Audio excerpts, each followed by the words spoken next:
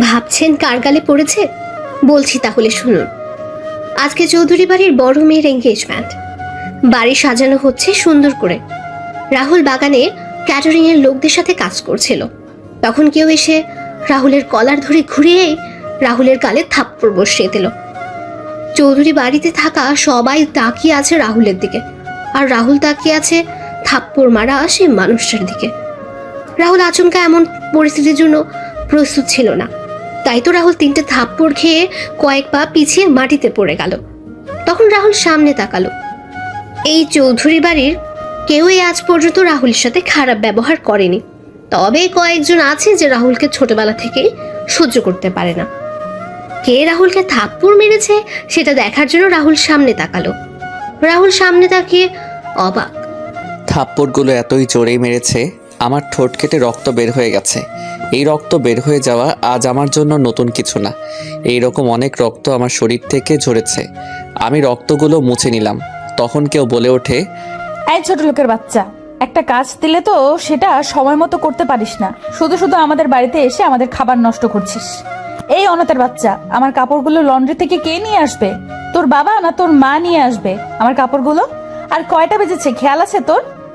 আমি সামনে তাকিয়ে দেখলাম উর্মি ম্যাডাম দাঁড়িয়ে আছেন, যাকে আমি এই পুরো চৌধুরী বাড়ির মাঝে জমের মতো ভয় পাই। আমার আর বুঝতে বাকি রইল না, এখন আমার মৃত বাবা আর মাকে নিয়েও কথা উঠবে। আর এখন যদি তার প্রতিবাদ করি তাহলে এই বাগানে সকল মানুষের সামনে উর্মি ম্যাডাম চেঁচামেচি শুরু করবে। হঠাৎ করে তখন মনে পড়ে ম্যাডামের কাপড়গুলো লন্ড্রি থেকে আনা হয়নি। ইসরে, আমিও ভুলে গেছিলাম একদম। আমি একটা হালকা হাসি মুখে বজায় রেখে ম্যাডামকে উদ্দেশ্য করে বললাম, ম্যাডাম একটা কথা বলবো? কি তাড়াতাড়ি বলে বিদায় হ অনাথের বাচ্চা। আগে বলেন, মারবেন না? তুই কি মজা করছিস আমার সাথে? না আরো কয়েকটা দিব। মজা আর আপনার সাথে? আমি হলাম সামান্য একজন চাকর, আর আপনি হলেন আমার ম্যাডাম। বল কি বলবি? আজকে তো আপনার এঙ্গেজমেন্ট। হ্যাঁ তো? ম্যাডাম, আজকে যদি আপনি ইউরোপিয়ান পোশাক না পরে বাঙালি পোশাক পরেন তাহলে আপনাকে অনেক সুন্দর লাগবে। হালকা আকাশি রঙের শাড়ির সাথে চোখে হালকা কাজল, খোলা চুল, আপনাকে দেখতে অনেক সুন্দর লাগে। আর আপনার স্বামী পুরো ফিদা হয়ে যাবে আপনাকে দেখে। কি বললি? আবার বল। ম্যাডাম, ভুল হয়ে গেছে, আর বলবো না। আমি এক্ষুনি ছুটে যাচ্ছি, আপনার কাপড়গুলো নিয়ে আসছি। আপনি আপনার রুমে যান, আমি কাপড়গুলো নিয়ে আসতেছি। এদিকে আয়। না ম্যাডাম, আর বলবো না, ক্ষমা করে দেন আমায়। এই বলে আমি এক দৌড়ে বাড়ি থেকে বের হয়ে গেলাম।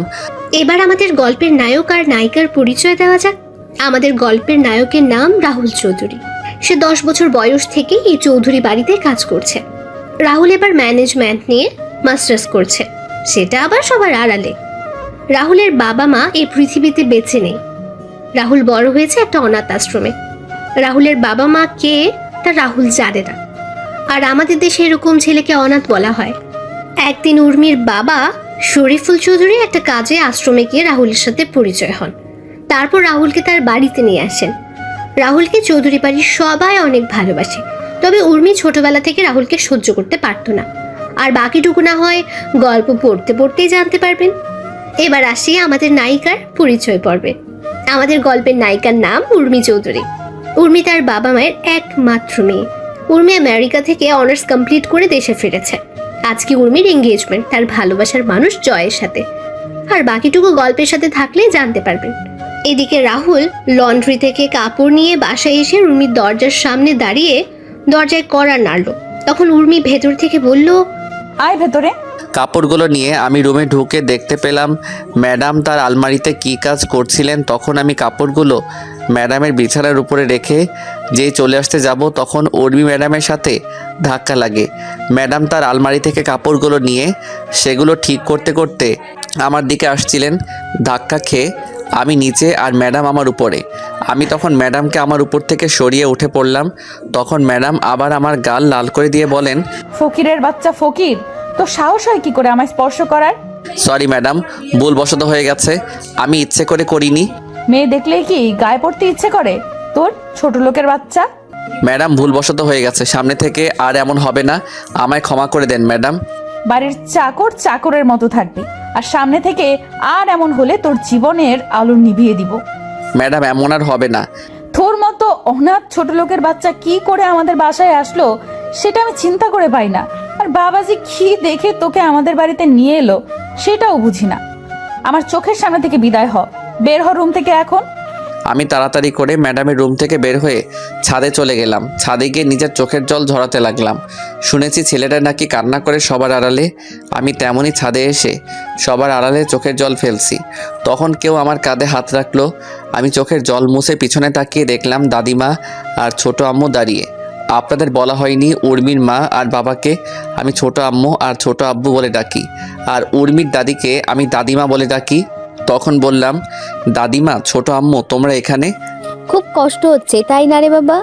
আরে ছোট আম্মু, এগুলো আমার মতো অনাথের সহ্য হয়ে গেছে, তবে মা বাবাকে নিয়ে কেউ গালি দিলে কেন জানি কষ্ট হয়। অথচ আমি আমার নিজের বাবা আর মাকে কখনো দেখি নাই। কে বলেছে তুই অনাথ? আমরা তাহলে তোর কি হই? দাদিমা, কথায় আছে না, কে আপন আর কে পর, তা বোঝা বড় কষ্টকর। কি বললি তুই? তুই এই কথাটা আমাদের বলতে পারলি দাদু ভাই? ছোট আম্মু, দাদিমা, তোমরা হয়তো জানো এই কথাটার মানে সব কিছু পাওয়ার পরেও নিজের কাছে মায়ের আর বাবার স্নেহের কমতি তো থেকে যায়। হয়েছে তোর বড়দের মতো কথা বলা। চল নিচে চল, একটু পর অনুষ্ঠান শুরু হবে। না ছোট আম্মু, আমি এখানে ঠিক আছি। শুধু শুধু নিচে গিয়ে অপমানিত হতে চাই না। সবাই চলে গেলে আমি নিচে আসব। বোমা বাদ দাও, রাহুলকে জোর করো না। এখন একটু ওর একা থাকা প্রয়োজন। কিন্তু মা, আপনার বড় ছেলে যদি রাহুলকে দেখতে না পায় তাহলে কি হবে ভাবছেন? আপনি চিন্তা করতে পারছেন? কিন্তু আমি শরীফের সাথে কথা বলে নিব, তুমি এ নিয়ে টেনশন করো না। তুমি বরং গিয়ে দেখো তোমার মেয়ের সাজুগুজু কত দূরে গেলো। আচ্ছা মা। দাদু ভাই আছে রে, মন খারাপ করিস না। উপরে সৃষ্টিকর্তা একজন আছে রে। দাদিমা। তারপর দাদিমাও চলে যান। রাহুল রাতের কালো আকাশে জ্বলন্ত তারার দিকে তাকিয়ে আছে এক দৃষ্টিতে। এদিকে সকল অনুষ্ঠান শেষ হয়ে যায়। অতিথি সবাই খাওয়া দাওয়া শেষ করে চলে যায়। সবার চলে যাওয়ার পর চৌধুরী বাড়ির সবাই খাবার খেতে বসেন। তখন শরীফুল চৌধুরী বললেন, কি ব্যাপার, সবাইকে দেখতে পাচ্ছি কিন্তু রাহুলকে দেখতে পাচ্ছি না। আজকে অনুষ্ঠানও ছিল না, রাহুল কোথায়? ছাদে আছে। এত রাতে ছাদে রাহুল একা কি করে? চাকর মানুষ, এছাড়া আর কি করবে? কি ব্যাপার, কি হয়েছে? তোমরা এমন করে কথা বলছো কেন? তোমার গুণধর মেয়েকে জিজ্ঞেস করো, তোমার মেয়ে ভালো করে বলতে পারবে। সেই ছোটবেলা থেকে ছেলেটার সাথে খারাপ ব্যবহার করে আসছে। কি ব্যাপার উর্মি, আমি কি শুনছি সব? বাড়ির চাকরকে নিয়ে এত আদিক্ষেতা না দেখানোই ভালো বাবা। রাহুল এ বাড়ির চাকর না, সেটা অনেক আগেই ভালো করে তোমায় বলে দিয়েছে উর্মি। এখন বলো আজকে কি হয়েছে? আমার কাপড় লন্ড্রি থেকে সময় মতো নিয়ে আসেনি, তাই কয়েকটা দিয়েছি। তোর কি কোনো লজ্জা শরম কিছু নেই? ছেলেটা তোর থেকে 6 বছরের বড়, তারপর ওর গায়ে হাত তুলিস তুই। এত কিছুর পরও ছেলেটা কিছুই বলে না তোকে। সামান্য একটা চাকরের জন্য তোমরা আমার সাথে এমন করতেছো? ওর মতো সামান্য চাকরের সাহস হবে কি করে আমায় কিছু বলার? সামান্য চাকর বলছিস কাকে তুই?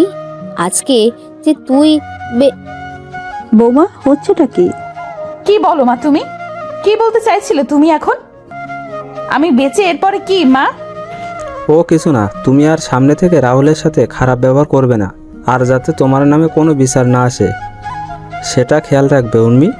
শরীফুল চৌধুরী খাবার না খেয়ে উঠে পড়লেন। ছাদে গিয়ে দেখতে পেলেন রাহুল আকাশের দিকে মুখ করে শুয়ে আছে। তখন তিনি রাহুলের পাশে গিয়ে বসলেন। রাহুল হয়তো গভীর মনোযোগ দিয়ে আকাশের দিকে তাকিয়েছিল, যার জন্য কারো আসার শব্দ শুনতে পায়নি। তখন শরীফুল চৌধুরী রাহুলকে ধাক্কা দিলেন। রাহুল পাশে তাকিয়ে দেখলো তার ছোট আব্বু।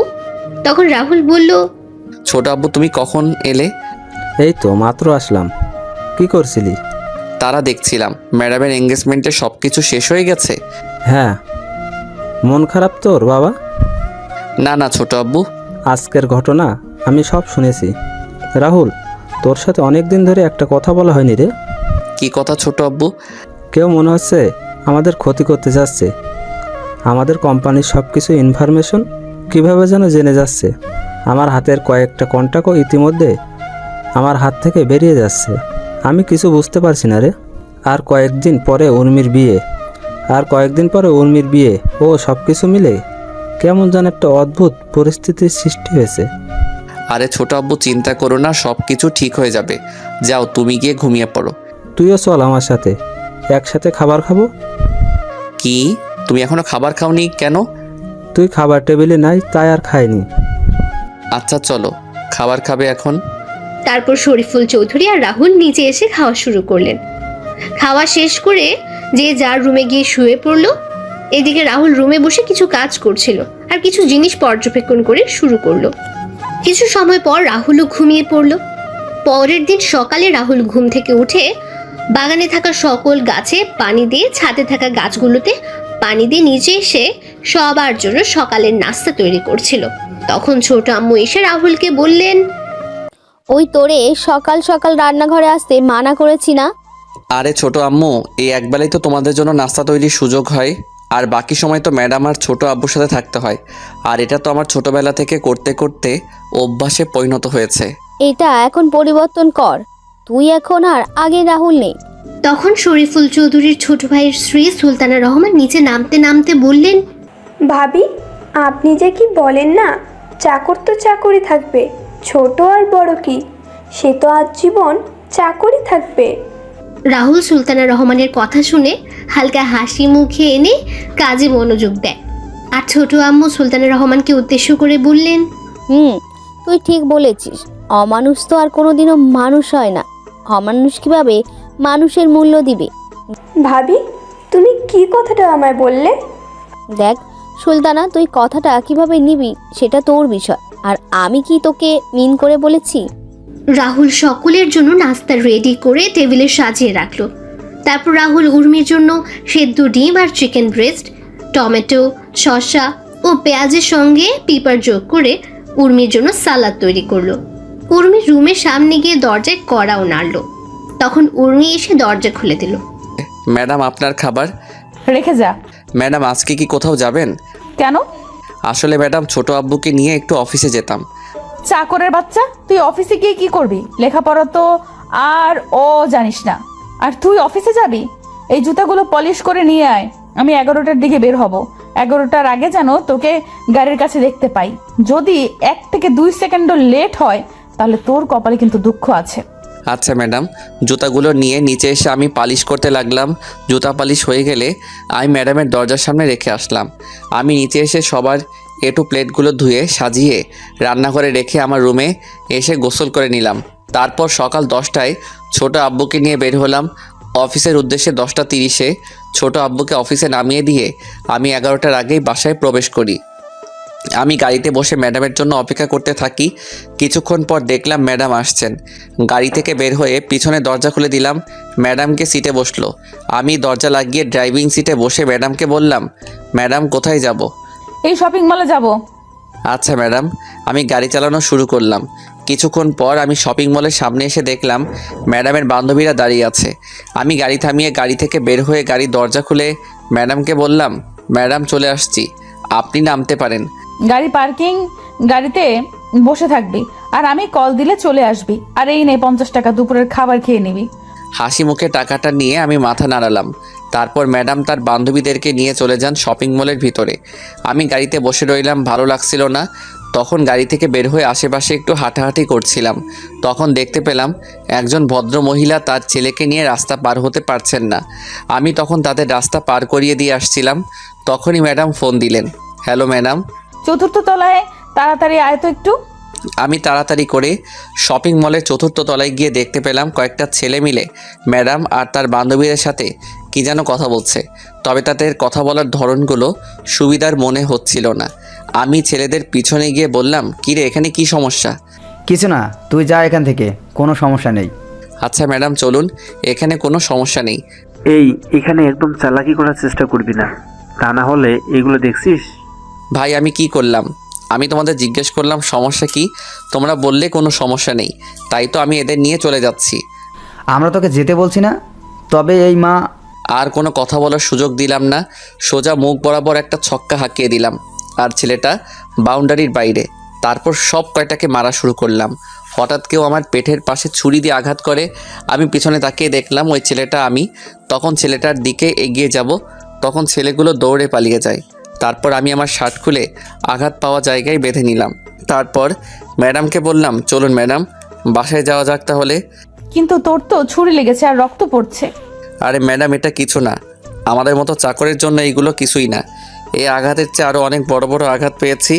আর রইল রক্তের কথা, রক্ত তো ছোট থেকে অনেক ঝরেছে, এখনও না হয় আরও কিছু ঝরুক, আমি মারা যাব না এত সহজে, আপনি চিন্তা করবেন না। চলুন ম্যাডাম এখন। বেশি কথা না বলে হসপিটালে চল, তুই না হলে তোর জন্য আমায় কথা শুনতে হবে। চিন্তা করবেন না, আমার কিছু হবে না। তারপর উর্মিরা সামনে আর রাহুল পেছনে, কিন্তু বারবার উর্মি পেছনে তাকাচ্ছে। হঠাৎ করে পেছনে কিছু পড়ে যাওয়ার শব্দ শুনে উর্মি আর ওর বান্ধবীরা পেছনে তাকিয়ে দেখলো রাহুল মাটিতে পড়ে গেছে। তারপর ধরাধরি করে রাহুলকে হাসপাতালে নিয়ে যাওয়া হলো। আর এইদিকে উর্মি ফোন দিয়ে তার বাবাকে সব কিছু খুলে বলল। তখন তার বাবা বললেন তিনি এখনই আসছেন। এদিকে রাহুলের অপারেশন চলছে ভেতরে, ডাক্তাররা অনেক সাবধানে অপারেশন করছেন। রাহুলের কোনো ভুল হলেই যে কোনো কিছুই হয়ে যেতে পারে। 3 ঘন্টা পর ডাক্তার বের হলেন অপারেশন থিয়েটার থেকে। তবে ডাক্তারের চেহারা কালো হয়ে আছে। এর মাঝে উর্মির বাবা মা, দাদিমা, চাচা চাচি চলে এলেন। তখন শরীফুল চৌধুরী বললেন, ডাক্তার, রাহুল কেমন আছে এখন? ডাক্তার চুপ করে আছে, কোনো কথা বলছে না। এবার সবার মুখটা কালো হয়ে যাচ্ছে আর উর্মিও টেনশনে আছে। কিন্তু উর্মি বুঝতে পারছে না যে পেটের পাশে আঘাতের জন্য কি এমন হলো ডাক্তারের মুখ এমন কালো। আর ডাক্তার চুপ হয়ে আছে, কোনো কথা বলছে না। তখন উর্মির চাচা শফিক চৌধুরী বললেন, কি হলো ডাক্তার, আপনি কোনো কথা বলছেন না যে? বলুন না, রাহুলের অবস্থা এখন কেমন? ছেলেটা ভালো আছে তো? দেখুন, আমি আপনাদের আগেই বলেছিলাম যে আচ্ছা, আমরা আপনার চেম্বারে গিয়ে কথা বলি। আপনি চেম্বারে যান, আমরা আসছি। ডাক্তার তার চেম্বারে চলে গেলেন। আর তখন শরীফুল চৌধুরী উর্মিকে বললেন, উর্মি, তুই বাসায় চলে যা। কেন? আর তোমরা ডাক্তারকে এখানে কিছু বলতে মানা করলে কেন? তোমরা কি লুকাতে চাচ্ছ আমার থেকে? সামান্য একজন বাড়ির চাকরের জন্য তোমরা এত চিন্তা করছো কেন? আর ও মরে গেলেই বাকি। উর্মি আর একটা কথা বললে থাপ্পড় দিয়ে গাল লাল করে দিব। মানুষকে সম্মান দিয়ে কথা বলতে শিখো। আর সুলতানা, তুইও চলে যা উর্মির সাথে বাসায়। বাসায় কেউ নেই এখন। কি ব্যাপার বলো তো? তোমরা কি লুকানোর চেষ্টা করছো বলো তো? আমি এখানে থাকি আর উর্মি বরং বাসায় চলে যাক। ভাবি কি বললো তোমায়? শুনতে পাওনি তুমি? উর্মিকে নিয়ে যাও বাসায়। উর্মি আর চাচি সুলতানা রহমান চলে গেলেন হাসপাতাল থেকে। তারপর সবাই মিলে ডাক্তারের চেম্বারে গেল। তখন ডাক্তারের কথা শুনে সবার মুখ একদম কালো হয়ে গেল। 7 দিন পরে সবাই রাহুলকে নিয়ে বাসায় ফিরে আসলো। রাহুলের পুরোপুরি সুস্থ হতে আরও 3 দিন সময় লাগবে। এখন রাহুল পুরোপুরি সুস্থ। রাহুল আগের মতো বাসার সব কাজ করে। রাহুল একদিন তার রুমে বসে বিসিএস এর জন্য পড়াশোনা করছিল। তখনই উর্মি রাহুলের দরজায় কড়া নাড়ল। তখন রাহুল বইগুলো লুকিয়ে রেখে দরজা খুলে দিল। তখন উর্মি রাহুলের রুমে ঢুকে রাহুলকে বলল, শোন, আজকে বিকেলে আমি ফুফুদের গ্রামে যাব আর সেখানে কয়েকদিন থাকবো, তাই তুই তোর কিছু কাপড় সাথে করে নিয়ে নিস। ম্যাডাম, কারণটা কি জানতে পারি? তোর জানার দরকার নেই। উর্মি চলে গেল রাহুলের রুম থেকে। রাহুল দুপুরের খাবার খেয়ে নিজের রুমে এসে কাপড়গুলো গুছিয়ে নিল, তারপর ঘুমিয়ে পড়ল। 3:50 দিকে রাহুল ঘুম থেকে উঠে রেডি হয়ে নিল। তারপর ছোট আম্মু, দাদিমার, চাচিকে বলে রাহুল বাসা থেকে বের হয়ে গাড়িতে গিয়ে উর্মির জন্য অপেক্ষা করতে লাগলো। কিছুক্ষণ পর উর্মি একটা ব্যাগ নিয়ে বাসা থেকে বের হয়ে এলো।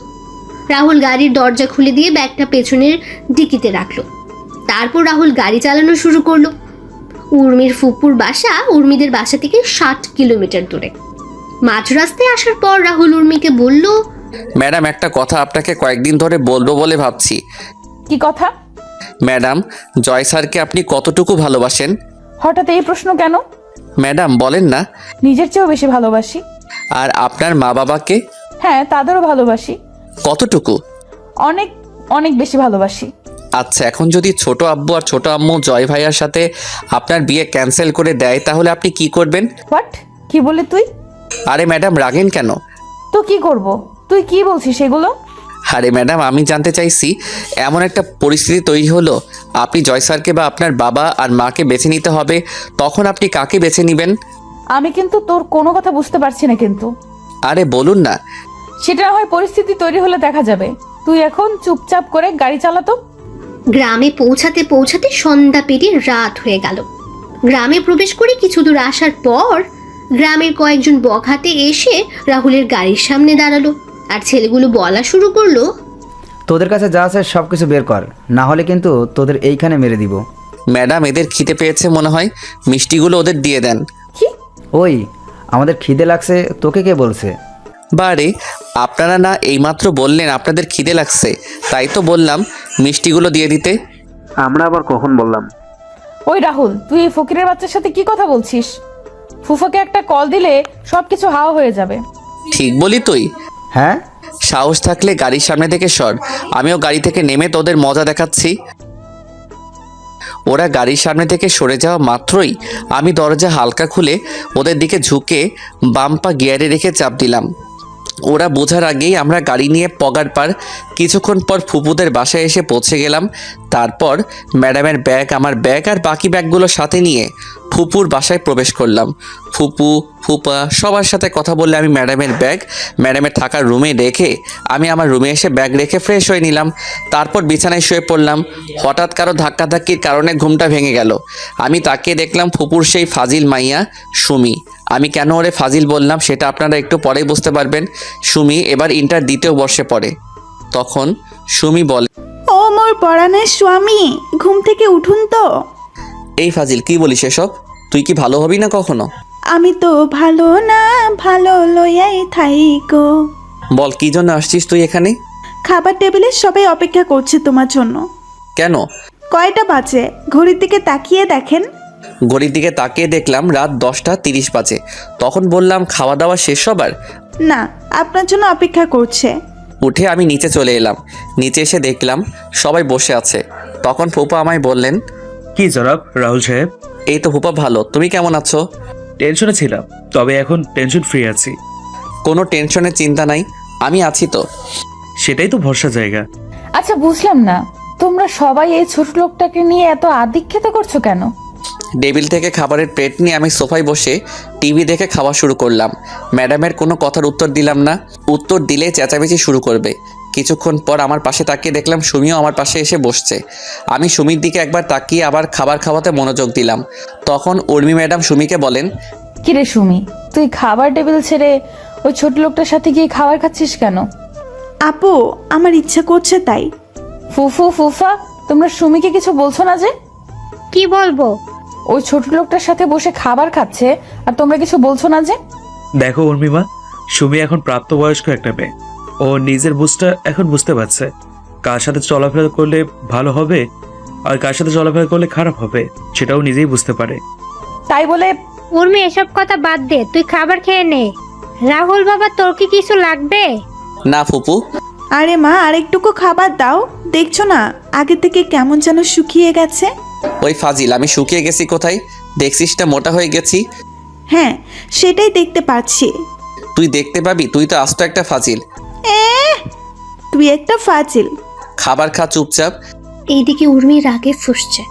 ভেবেছিল সে এখানে রাহুলকে এনে ইচ্ছে মতো অপমান করবে, কিন্তু এখানে তো তোর উল্টো সবাই রাহুলকে নিয়ে কথা বলছে। উর্মি খাওয়া শেষ করে তার রুমে চলে গেল। এদিকে রাহুল খাবার খেয়ে যেই তার রুমে যাবে তখন ফুফু আর ফুফা রাহুলের সামনে এসে বললেন, আর কত অপমান সহ্য করবি তুই রাহুল? চাকরের আবার মান অপমান, এই তো আর কয়েকটা দিন, তারপর ম্যাডাম তো ওনার স্বামীর বাড়ি চলে যাবেন। সত্যি কথাটা বলে দে না এবার উর্মিকে, তাহলে তোর সাথে অন্তত খারাপ ব্যবহার আর করবে না। সেটা আমি চলে যাওয়ার কয়েকটা দিন আগে ওনাকে বলবো। তুই চলে যাওয়ার কয়েকটা দিন মানে? আরে ও কিছু না, তোমরা টেনশন করো না, আমি নিয়ে যাও, গিয়ে ঘুমিয়ে পড়ো। কালকে তুমি আমায় নিয়ে কলেজে যাবে। পারবো না। ও বাবা, ও মা, বলো না আমায় নিয়ে কালকে কলেজে যেতে। আর নাটক করতে হবে না। আচ্ছা নিয়ে যাব, কিন্তু কি রে রাহুল? ম্যাডাম, এই নিয়ে চিন্তা করতে হবে না, আমি উর্মিকে বুঝিয়ে বলবো, তাহলে উর্মি বুঝবে। আচ্ছা, গুড নাইট। পরের দিন সকালে রাহুলের ঘুম ভাঙলো কারো গরম নিঃশ্বাসে। তখন রাহুল তাকিয়ে দেখে সুমি তার খুব কাছে। এটা দেখে রাহুল এক লাফে বিছনা ছেড়ে মাটিতে গিয়ে পড়লো।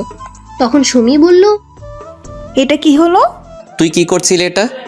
একটু মিষ্টি খাওয়ার জন্য আসছিলাম। মিষ্টি খাবি তো আমার কাছে কি? এ মা, তুমি তো মিষ্টি বয়, তাই তো তোমার কাছে মিষ্টি খাওয়ার জন্য আসছি। তুই কি রুম থেকে যাবি না আমি চলে যাব? নাটক করে লাভ নেই। তোমরা 1 সপ্তাহ আমাদের এখানে থাকবে।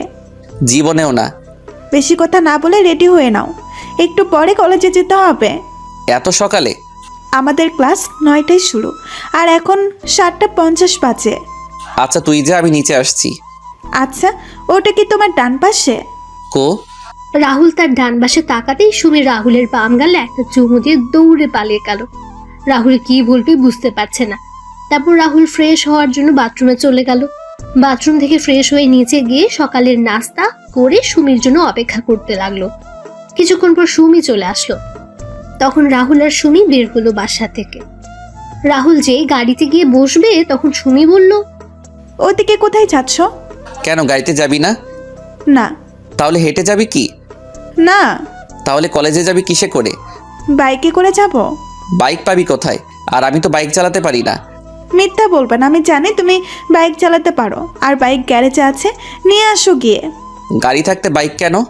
আমার ইচ্ছে তাই। আমি পারবো না। পারবে না তো তুমি? না। মা, বাবা, মা, বাবা, কোথায় তোমরা? এই চুপ, যাচ্ছি আমি। চাবি কই? বাইকে আছে। তারপর গ্যারেজে গিয়ে দেখতে পেলাম একটা নতুন বাইক, অ্যাপাচি RTR 164B। তারপর বাইক স্টার্ট দিয়ে আমি গেটের সামনে এসে দাঁড়ালাম। সুমি এসে পিছনে বসলো। তখন আমি বললাম, এই নতুন বাইকটা কার জন্য কিনে আনা হয়েছে? তোমার জন্য। আমার জন্য মানে? যেদিন আমি শুনলাম তুমি আর উম্মি আপু আমাদের বাসায় আসবে আর 1 সপ্তাহ থাকবে, তখন আমি প্ল্যান করে বাবাকে বলে বাইক কিনে নিয়ে আসলাম। আর তুমি এইভাবে আমায় নিয়ে প্রত্যেক দিন কলেজে নিয়ে যাবে। বাহ, ঢেকি স্বর্গে গেলেও ধান ভাঙবে। তুমি কি বললে এক্ষুনি? কিছু না, এই বলে আমি বাইক চালানো শুরু করলাম। কিছু দূর আসার পর সুমি আমায় জড়িয়ে ধরলো শক্ত করে। আমার কেন যেন অস্বস্তি হচ্ছিল। আমি তখন বাইকটা রাস্তার পাশে দাঁড় করালাম। কি হলো? তুই এভাবে আমায় জড়িয়ে ধরেছিস কেন? আমার ভয় করে তাই। ভয় যখন করে তাহলে বাইকে আসার জন্য পাগল হয়েছিলি কেন? সাথে তুমি আছো তাই। তুই যদি এভাবে জড়িয়ে ধরিস তাহলে আর বাইক চালাবো না, আর তোর কলেজ মিস হয়ে যাবে। তাহলে তো তোমার সাথে আরো সময় কাটাতে পারবো ভালো করে। কি বলো তুমি? দেখ বোন, তুই এসব কেন করছিস বলতো? কি বললি? তুই আমাকে তুই করে বলছিস কেন? আমি তোর কোন সম্পর্কে বোন লাগি? কেন, ফুপাতো বোন? তুই তো আর নিজের ফুপাতো ভাই না। আর এখন ফুপাতো ভাই বোনের মাঝে এসব হয়? কিসব হয়? প্রেম, ভালোবাসা, বিয়ে, বাচ্চা। চুপ কর, আমি নিয়ে যাচ্ছি তোকে। এই বলে রাহুল গাড়ি চালানো শুরু করলো। কি হলো? বসে বললে যে? ম্যাডাম কল দিয়েছিল। আর কি? এখন বাসায় না গেলে আমার অবস্থা খারাপ করে দিবে বলেছে। আরে আপু কিছু করবে না, তোমায় ভয় দেখাচ্ছে আপু। না, লেট করা যাবে না। ম্যাডাম রেগে আছে অনেক। তুই বাইকে উঠে পড়। বাসায় গিয়ে আগে ম্যাডামের মেজাজটা ঠান্ডা করতে হবে, তা না হলে ম্যাডাম আমার অবস্থা খারাপ করে দিবে। তুমি না বললে আমায় কি বলবে? বেঁচে থাকলে পরে বলবো। তুই তাড়াতাড়ি করে বাইকে ওঠ। উঠছি। সুমি মন খারাপ করে বাইকে উঠে পড়লো। রাহুল বাইক চালাতে শুরু করে কিছুক্ষণ পর রাহুল বাসে এসে পৌঁছে দেয়। সুমিকে নামিয়ে দিয়ে রাহুল বাইকটা গ্যারেজে রেখে সোজা উর্মির দরজার সামনে গিয়ে কড়া নাড়ল। তখন উর্মি বলল, ভেতরে আয়। আমি ভিতরে ঢুকতেই ম্যাডাম আমার সামনে এসে আমার গালে তার হাত দিয়ে 2 বার মালিশ করে দিল। সাথে সাথে 2 হাত দিয়ে আমি আমার গালটা চেপে ধরি। এত জোরে মেরেছে, গালে ব্যথা করছে। আমি আমার হাতে দেখলাম রক্ত লেগে আছে। আমার আর বুঝতে বাকি রইল না ম্যাডামের থাপ্পড়টা এতটা জোরে মেরেছে যার জন্য আমার ঠোঁট কেটে রক্ত পড়ছে। তখন ম্যাডাম রাগী কণ্ঠে আমায় বলে, তোকে এখানে কেন নিয়ে আসছি আমি? মাথা নিচু করে বললাম, ম্যাডাম আপনার সাথে থাকার জন্য। তাহলে তুই কি করেছিস? আসলে ম্যাডাম ফুপু আর ফুপা আমায় বলল যাওয়ার জন্য, তাই। তোরে আমি কি বললাম আমার মুখের উপর কখনো কোনো কথা বলবি না? তাহলে তুই আমার মুখে মুখে তর্ক কেন করছিস? ম্যাডাম ভুল হয়ে গেছে আমার, ক্ষমা করে দেন। যা গাড়িতে গিয়ে বস, আমি আসছি। আর শোন, আর যদি এমন ভুল করিস তাহলে তোর কি হাল করব সেটা আমি নিজেই জানি না। আমি গাড়ির কাছে চলে এলাম। এই দিকে মাথাটাও ঘুরছে, কত জোরে বেড়েছে থাপ্পড়টা। কিছুক্ষণ পর উর্মি গাড়িতে এসে বসলো। তখন রাহুল বলল, ম্যাডাম কোথায় যাব? তুই গাড়ি চালানো শুরু কর, আমি বললে গাড়ি থামাবি। রাহুল গাড়ি চালানো শুরু করলো। কিছু দূর যাওয়ার পর উর্মি রাহুলকে একটা বড় শপিং মলের সামনে গাড়ি থামাতে বলল। রাহুল গাড়ি থামিয়ে দরজা খুলে দিল। উর্মি কিছু দূর গিয়ে আবার ফিরে এসে বলল, তুই এখানে থাকবি। আর হ্যাঁ, মনে রাখিস, ছোট লোকের বাচ্চা, আমার এই গাড়ির দাম অনেক। যদি গাড়ির কিছু হয় তাহলে তোর কপালে শনি আছে। জি ম্যাডাম। উর্মি চলে গেল শপিং মলের ভেতরে। কিছুক্ষণ পর উর্মি একটা ব্যাগ হাতে নিয়ে বের হলো। গাড়ির কাছে আসতে রাহুল দরজা খুলে দিল। উর্মি গিয়ে গাড়িতে বসলো। রাহুল গাড়ি চালানো শুরু করলো। তখন রাহুল বলল, ম্যাডাম এখন কোথায় যাবেন? ফুফুদের বাড়িতে। রাহুল তাড়াতাড়ি বাড়ি যাওয়ার জন্য একটা শর্টকাট রাস্তা নিয়ে নিল, যেটা আজকে সুমি দেখিয়ে দিয়েছিল কলেজে যেতে। রাস্তা দিয়ে যাওয়ার সময় হঠাৎ করে উর্মি রাহুলকে বলল, এই গাড়ি থামা। কেন? আমি হাওয়াই মিঠাই খাবো। ম্যাডাম সন্ধ্যা হয়ে যাচ্ছে, আর এই রাস্তা খুব একটা ভালো না। আর একটা কথা বলবি তো আমি তোর গাল লাল করে দিব। চুপচাপ গাড়ি দাঁড় করা। কিন্তু ম্যাডাম। রাতে দাঁত চেপে বললাম গাড়ি থামা বলছি। রাহুলের বাধ্য হয়ে গাড়ি দাঁড় করাতে হলো। উর্মি তাড়াতাড়ি করে গাড়ি থেকে নেমে হাওয়াই মিঠাইওয়ালার কাছে চলে গেল আর হাওয়াই মিঠাই খাওয়া শুরু করলো। রাহুল গাড়ির ভেতর বসে এক দৃষ্টিতে উর্মির মিঠাই খাওয়া দেখছে। উর্মি পুরো বাচ্চাদের মতো করে খাচ্ছে। তখনই সেখানে ওই দিনের ছেলেগুলো চলে এলো। এটা দেখে রাহুল গাড়ি থেকে নেমে উর্মির সামনে গিয়ে দাঁড়ালো। উর্মি তো সেদিকে কোনো খেয়ালই নেই, সে তার মতো করে খেয়ে যাচ্ছে। তারপর ছেলেগুলো শীষ বাজিয়ে উর্মির সামনে গেল। ছেলেগুলো উর্মির কাছে যাওয়ার আগে রাহুল উর্মির সামনে চলে এলো। তখন ছেলেগুলো বলল, কিরে, আজকেও কি তুই এই মেয়েকে নিয়ে যেতে পারবি? শুধু শুধু ঝামেলা করছেন কেন? ঝামেলা কোথায়? তুই চলে যা, আমাদের এই মেয়েকে ভালো লেগেছে, আমরা এর সাথে আজকে সারা রাত একটু মজা করব। ছেলেগুলোর কথা শুনে উর্মি খাওয়া থামিয়ে দিয়ে ছেলেটার গালে ঠাস ঠাস করে বসিয়ে দিল কয়েকটা, আর বলল, ফকিরের বাচ্চা, তুই আমায় নিয়ে এমন কথা বলার সাহস করলি কি করে? এই বলে ছেলেটার গালে শরীরের সমস্ত শক্তি দিয়ে আরো একটা চর বসিয়ে দিলাম। আরেকটা ছেলে যখন এগিয়ে আসবে তখন রাহুল ওই ছেলেকে মারা শুরু করলো। কিছুক্ষণ পর আরো কয়েকজন এসে ওই ছেলেদের সাথে যোগ দিল। রাহুল কোনো উপায় না পেয়ে উর্মিকে নিয়ে দৌড়ানো শুরু করলো। দৌড়তে দৌড়তে রাহুলরা আরেকটা গ্রামে চলে গেল। ওই গ্রামে গিয়ে রাহুলরা একটা মসজিদে আশ্রয় নিল আর মসজিদের মুয়াজ্জিনকে সব খুলে বলল। মুয়াজ্জিন সব শুনে রাহুল আর উর্মিকে বসতে বললেন। তিনি গ্রামের মুরব্বীদের খবর দিলেন। কিছুক্ষণ পর মুরব্বীরা আসলে রাহুল সবকিছু খুলে বলল আর তাদের সাহায্য চাইলো। তখন মুরব্বীরা রাহুলদের নিয়ে একটা জায়গায় বসলেন। তারপর রাহুল আর উর্মিকে নানান প্রশ্ন জিজ্ঞেস করতে লাগলেন। রাহুল সব প্রশ্নের সঠিক উত্তর দিলেও উর্মি সবকিছুর উত্তর দেয়নি। রাহুল সবাইকে বলল উর্মি তার স্ত্রী, কারণ রাহুল গ্রামের মুরব্বীদের কথা বলার ধরন দেখে আগেই বুঝে ফেলেছে সবকিছু। উর্মি তখন রাহুলের সাথে মুরব্বীদেরও নানানভাবে কটূক্তি করলো। তখন মুরব্বীরা সবাই মিলে কাজে ডেকে উর্মি আর রাহুলের বিয়ে করিয়ে দিলেন। বিয়ে শেষ হয়ে গেলে রাহুল আর উর্মিকে তাদের গাড়ি পর্যন্ত এগিয়ে দিলেন। রাহুল সবাইকে বিদায় দিয়ে গাড়িতে উঠে বসলো এবং উর্মিকেও গাড়িতে উঠালো। রাহুল গাড়ি চালিয়ে কিছু দূর আসার পর উর্মি রাহুলকে গালি দিয়ে বলল, এই চাকরের বাচ্চা চাকর, তোর সাহস হলো কি করে আমায় তোর বউ বলার?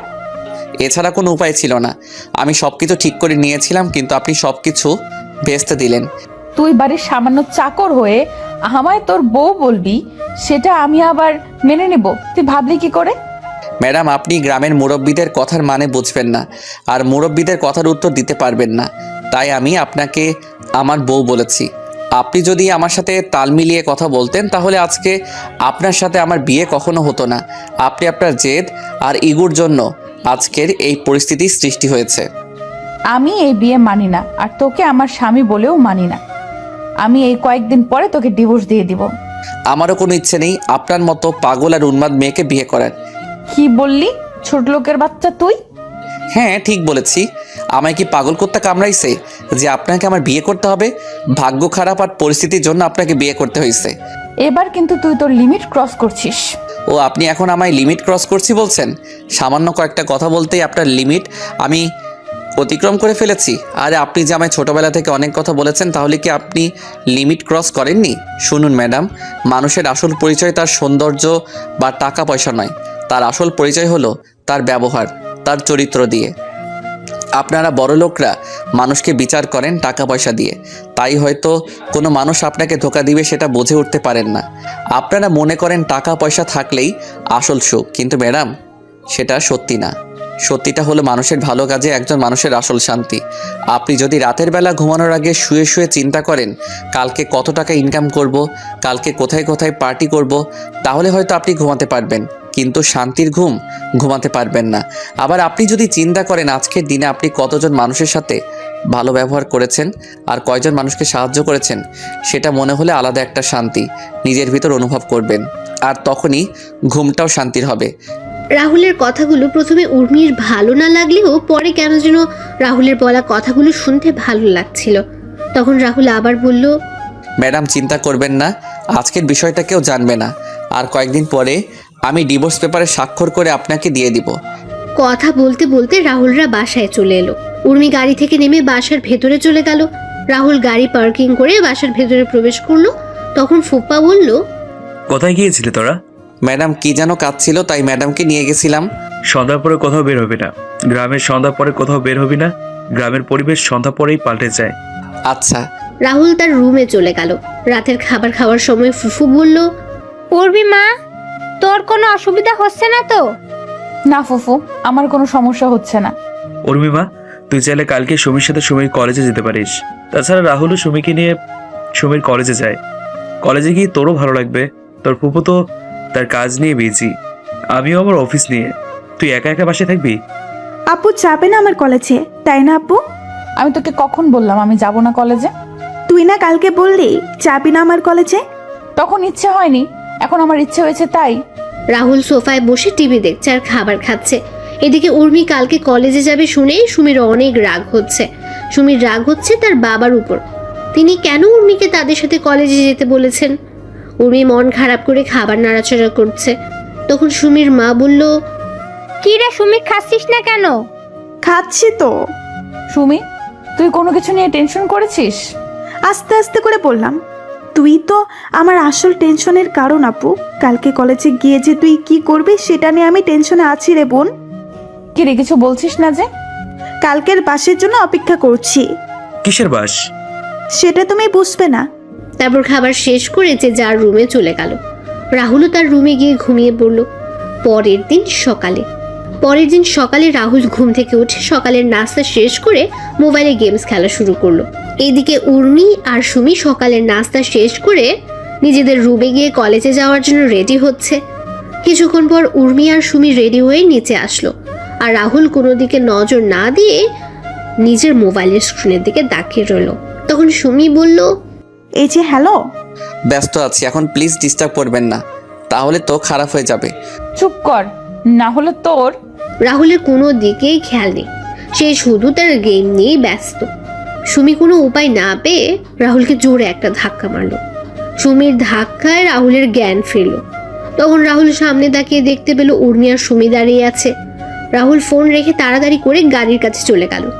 রাহুলের পেছন পেছন উর্মি আর সুমি গাড়ির কাছে চলে এলো। রাহুল দরজা খুলে দিল। উর্মি পেছনের সিটে গিয়ে বসলো আর সুমি রাহুলের পাশের সিটে গিয়ে বসলো। রাহুল গাড়ি চালানো শুরু করলো। কিছুক্ষণ পর সুমির কলেজে পৌঁছে গেল তারা। সুমি গাড়ি থেকে নেমে উর্মিকে বলল, আপু চল। বল। রাহুলকে উদ্দেশ্য করে বললাম, কি হলো তুমিও আসো? উনি ম্যাডামকে দেখে আমি সুমিকে বললাম, না আপনারা যান, আমি এখানে আছি, আর কোনো কিছু দরকার হলে আমাকে বলবেন, আমি পৌঁছে যাব। বললাম না আসার জন্য। না আপনারা যান। এই সুমি, ওকে এত করে বলছিস কেন? ও চাকর, ও গাড়ির কাছেই থাকুক, ওকে কেন ডাকছিস তুই? আপু ও তোদের চাকর, কিন্তু আমাদের জন্য আমাদের অতিথি। কারণ অন্তত তুই আমার কলেজে ওকে চাকর বা অন্য কিছু না বললে খুশি হব। আর কলেজের সবাই বাবাকে সম্মান করে, তাই কলেজের সবার সামনে এমন কোনো আচরণ করিস না যার জন্য বাবার সম্মানহানি না হয়। ওর জন্য তোর এত দরদ কিসের? মানুষই মানুষের জন্য দরদ থাকাটা কি স্বাভাবিক নয় আপু? দেখ আমি ওদের কথা শুনে বুঝতে পারলাম এদের যদি থামানো না হয় তাহলে দুই বোনের মাঝে ঝগড়া চুলছিয়াছিরি হতে পারে। তখন বললাম, আমি গাড়িতে আছি, আপনারা আসুন, আর গাড়িতে গ্যাস নেই, আমি বরং গ্যাস নিয়ে আসি। এই বলে আমি সেখান থেকে চলে এলাম। রাহুল গাড়িতে এসে আবার গেম খেলা শুরু করলো। আর এদিকে সুমি আর উর্মি ক্যাম্পাসে গিয়ে বসলো। সুমি তার বন্ধু আর বান্ধবীদের সাথে উর্মির পরিচয় করিয়ে দিল। তারপর সবাই মিলে কিছুক্ষণ আড্ডা দিয়ে ক্লাসে চলে গেল। সকল ক্লাস শেষ করে সুমিরা আবার আড্ডা দেওয়া শুরু করলো। কিছুক্ষণ পর সবাই যার যার বাসায় চলে গেল। সুমি আর উর্মি এসে দেখতে পেল রাহুল গেম খেলছে। তখন সুমি রাহুলের হাত থেকে মোবাইল নিয়ে নিল। হঠাৎ করে কেউ আমার হাত থেকে মোবাইল নিয়ে নিল। খেলার মাঝে এমনটা করলে বলেন তো কেমনটা লাগে? তা আবার যদি প্রিয় গেম সিওডি হয় তাহলে তো কোনো কথাই নেই। আমি বিরক্ত নিয়ে তাকালাম পাশে। আমি তখন দেখলাম সুমি আর ম্যাডাম দাঁড়িয়ে আছে। আমি গাড়ি থেকে নেমে তাড়াতাড়ি করে গাড়ির দরজা খুলে দিলাম। ওনারা গাড়িতে বসলে আমি আবার গাড়ি চালানো শুরু করলাম। 40 মিনিট পরে সবাই বাসায় এসে পৌঁছালো। দুপুরের খাবার খেয়ে যে যার মতো রুমে গিয়ে ঘুমিয়ে পড়লো। বিকেলে রাহুলের ঘুম ভাঙলে রাহুল ছাদে গিয়ে দোলনায় শুয়ে পড়লো। রাহুল শুয়ে শুয়ে এক দৃষ্টিতে আকাশের দিকে তাকিয়ে আছে।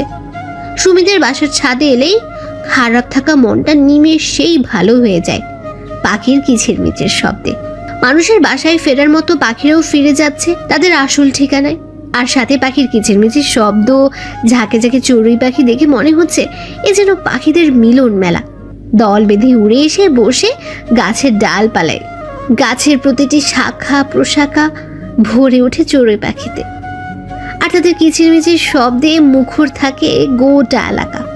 সুমিদের পাশে এই বিদ্যুৎ কেন্দ্রের বাগানে বিকেল হলেই সমাবেশ হয় শত শত চড়ুই পাখির।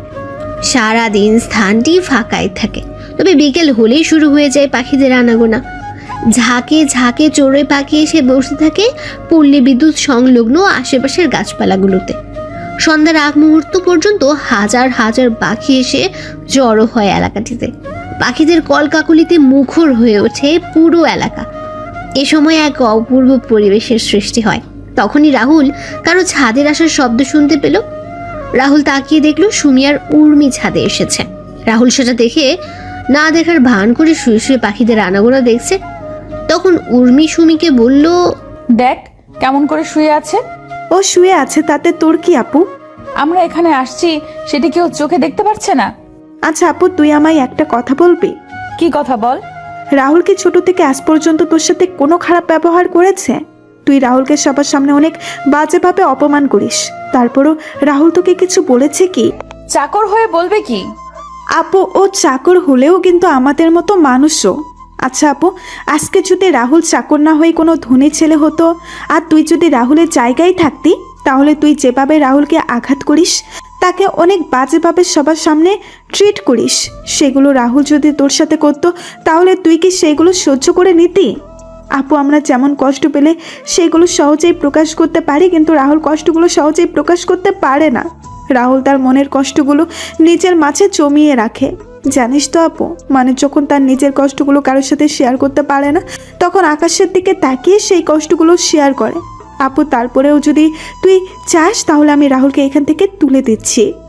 সুমির কথাগুলো শুনে কেন যেন উর্মির মনে কিছুটা মায়া হলো রাহুলের জন্য। তখন উর্মি রাহুলের চেহারার দিকে তাকালো। আসলেই তো রাহুলের চেহারায় কষ্টের চাপ। তখন উর্মি মনে মনে বলল, সত্যি তো ওর চেহারায় কষ্টের ছাপ স্পষ্ট। না, আমার ওর সাথে এমনটা করা ঠিক হয়নি। সত্যি তো আমি কষ্ট পেলে আমার কষ্টগুলো মা বাবা বা পরিবারের সবার সাথে শেয়ার করতে পারি, কিন্তু রাহুলের তো কোনো পরিবার নেই যে রাহুল তার কষ্টগুলো কারোর সাথে শেয়ার করবে। আমার শত অপমান সহ্য করেও আমায় কোনো একটা কটু কথা বলেনি, কিন্তু রাহুলকে দেখলেই কেন জানি অনেক রাগ হয়। নিজের রাগটাকে কেন জানি কন্ট্রোল করতে পারি না। না, সামনে থেকে ওর সাথে আর এমন করব না। এদিকেও সুমি তাকিয়ে দেখতে পেল উর্মি রাহুলের দিকে তাকিয়ে আছে।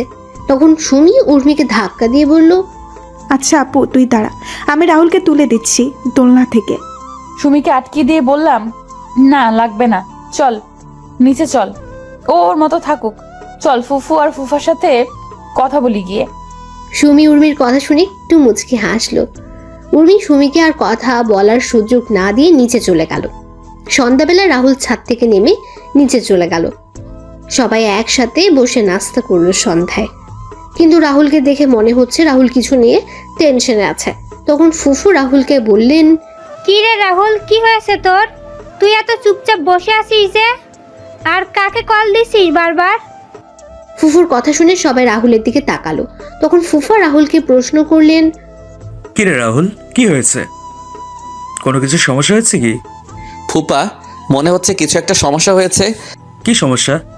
বাড়িতে কল দিচ্ছি কিন্তু কেউ কল রিসিভ করছে না, সবার ফোন বন্ধ দেখাচ্ছে।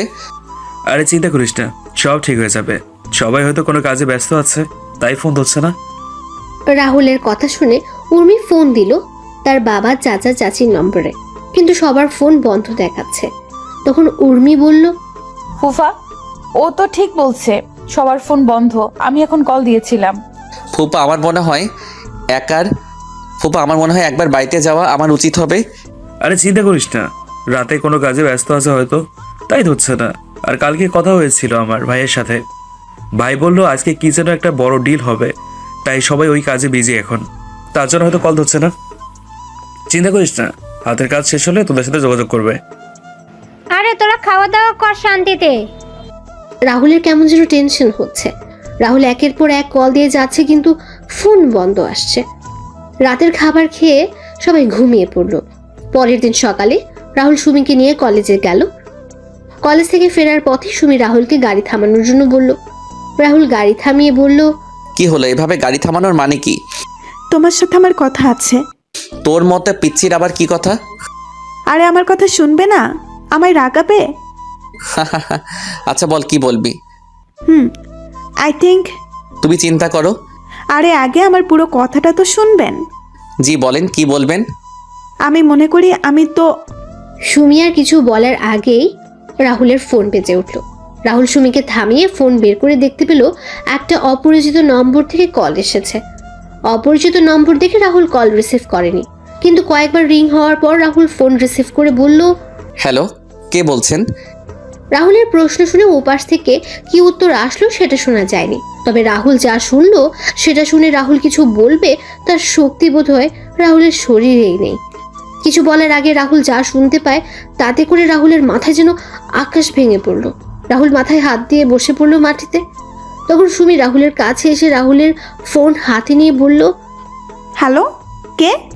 হ্যালো, কি হলো? কথা বলছেন না যে?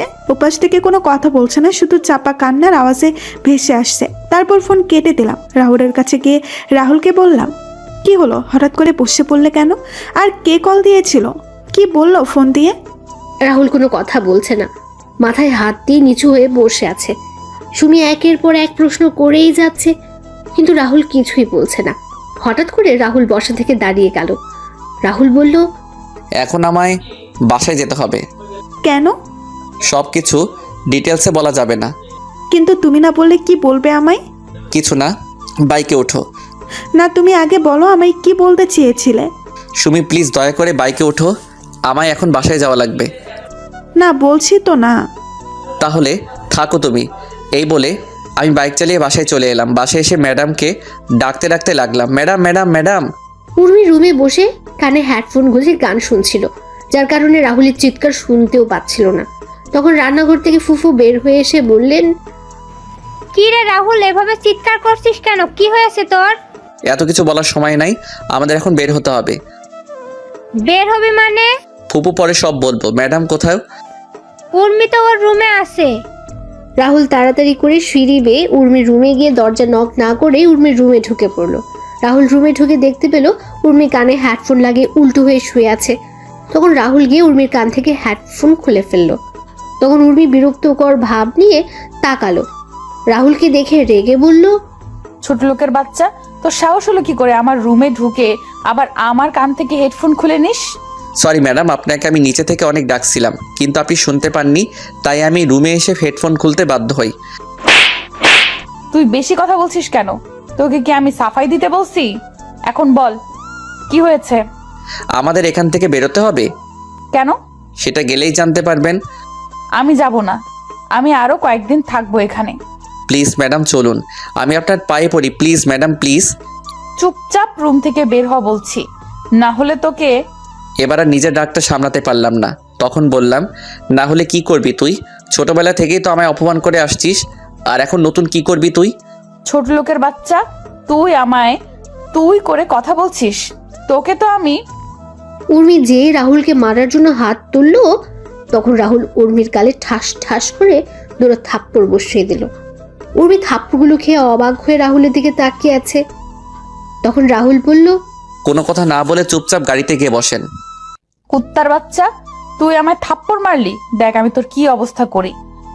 রাহুল উর্মির হাত ধরে উর্মিকে নিয়ে সিঁড়ি বেয়ে নিচে এসে উর্মিকে গাড়িতে বসে রাহুলও গাড়িতে বসে পড়ল। রাহুল গাড়ি স্টার্ট দিল। এদিকে রাহুল আর উর্মি যাওয়ার দিকে অবাক হয়ে তাকিয়ে আছেন ফুফুর ঘোর কাটলো সুমির ধাক্কা দেওয়াতে। তখন সুমি তার মাকে বলল, মা কি হলো, তুমি এখানে কি করছো? রাহুল হঠাৎ করে বাসায় এসে উর্মিকে জোর করে গাড়িতে তুলে নিয়ে চলে গেল। ওরা চলে গেল আর তুমি ওদের আটকাতে পারলে না? রাহুল তো কোনো কথা বলার সুযোগই দিল না। ধুর, তুমি যে কি করো? কথাটা বলে সুমি ঘরে ভেতরে ঢুকে সোফায় বসে রাহুলের নম্বরে কল দিল, কিন্তু রাহুল বারবার ফোন কেটে দিচ্ছে। এদিকে উর্মি রাহুলকে নানা রকমের কথা বলে গালি দিচ্ছিল, কিন্তু রাহুল সেই দিকে কোনো কথাই কানে নিচ্ছিল না। রাহুল গাড়ি বেপরোয়া গতিতে চালাতে শুরু করলে রাহুলকে উর্মি বলল, ছোট লোকের বাচ্চা, কি করছিস কি? গাড়ি এভাবে চালাচ্ছিস কেন? গাড়ির কোনো ক্ষতি হলে তোর অবস্থাও কিন্তু খারাপ হয়ে যাবে। অবশ্য তোর আজকে এমন অবস্থা করব সেটা তুই কল্পনাও করতে পারবি না। আমার গায়ে হাত তোলা, তাই না? তুই বুঝবি উর্মি চৌধুরী কি জিনিস। উর্মি ম্যাডাম পাগলের মতো তার প্রলাপ করেই যাচ্ছেন। আমি সেদিকে মনোযোগ না দিয়ে আমি চিন্তা করছি ফোনে আসার খবরটা যেন সত্যি না হয়।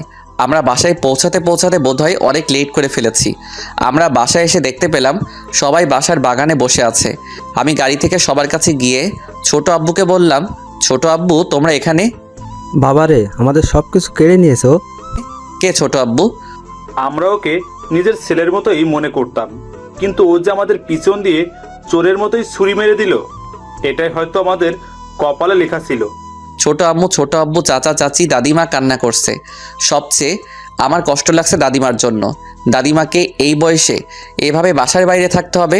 সবাইকে শান্ত করার চেষ্টা করছিলাম, তখন ম্যাডাম ছোট আম্মুকে বললেন, মা, তোমরা এইভাবে বাসার বাইরে কেন?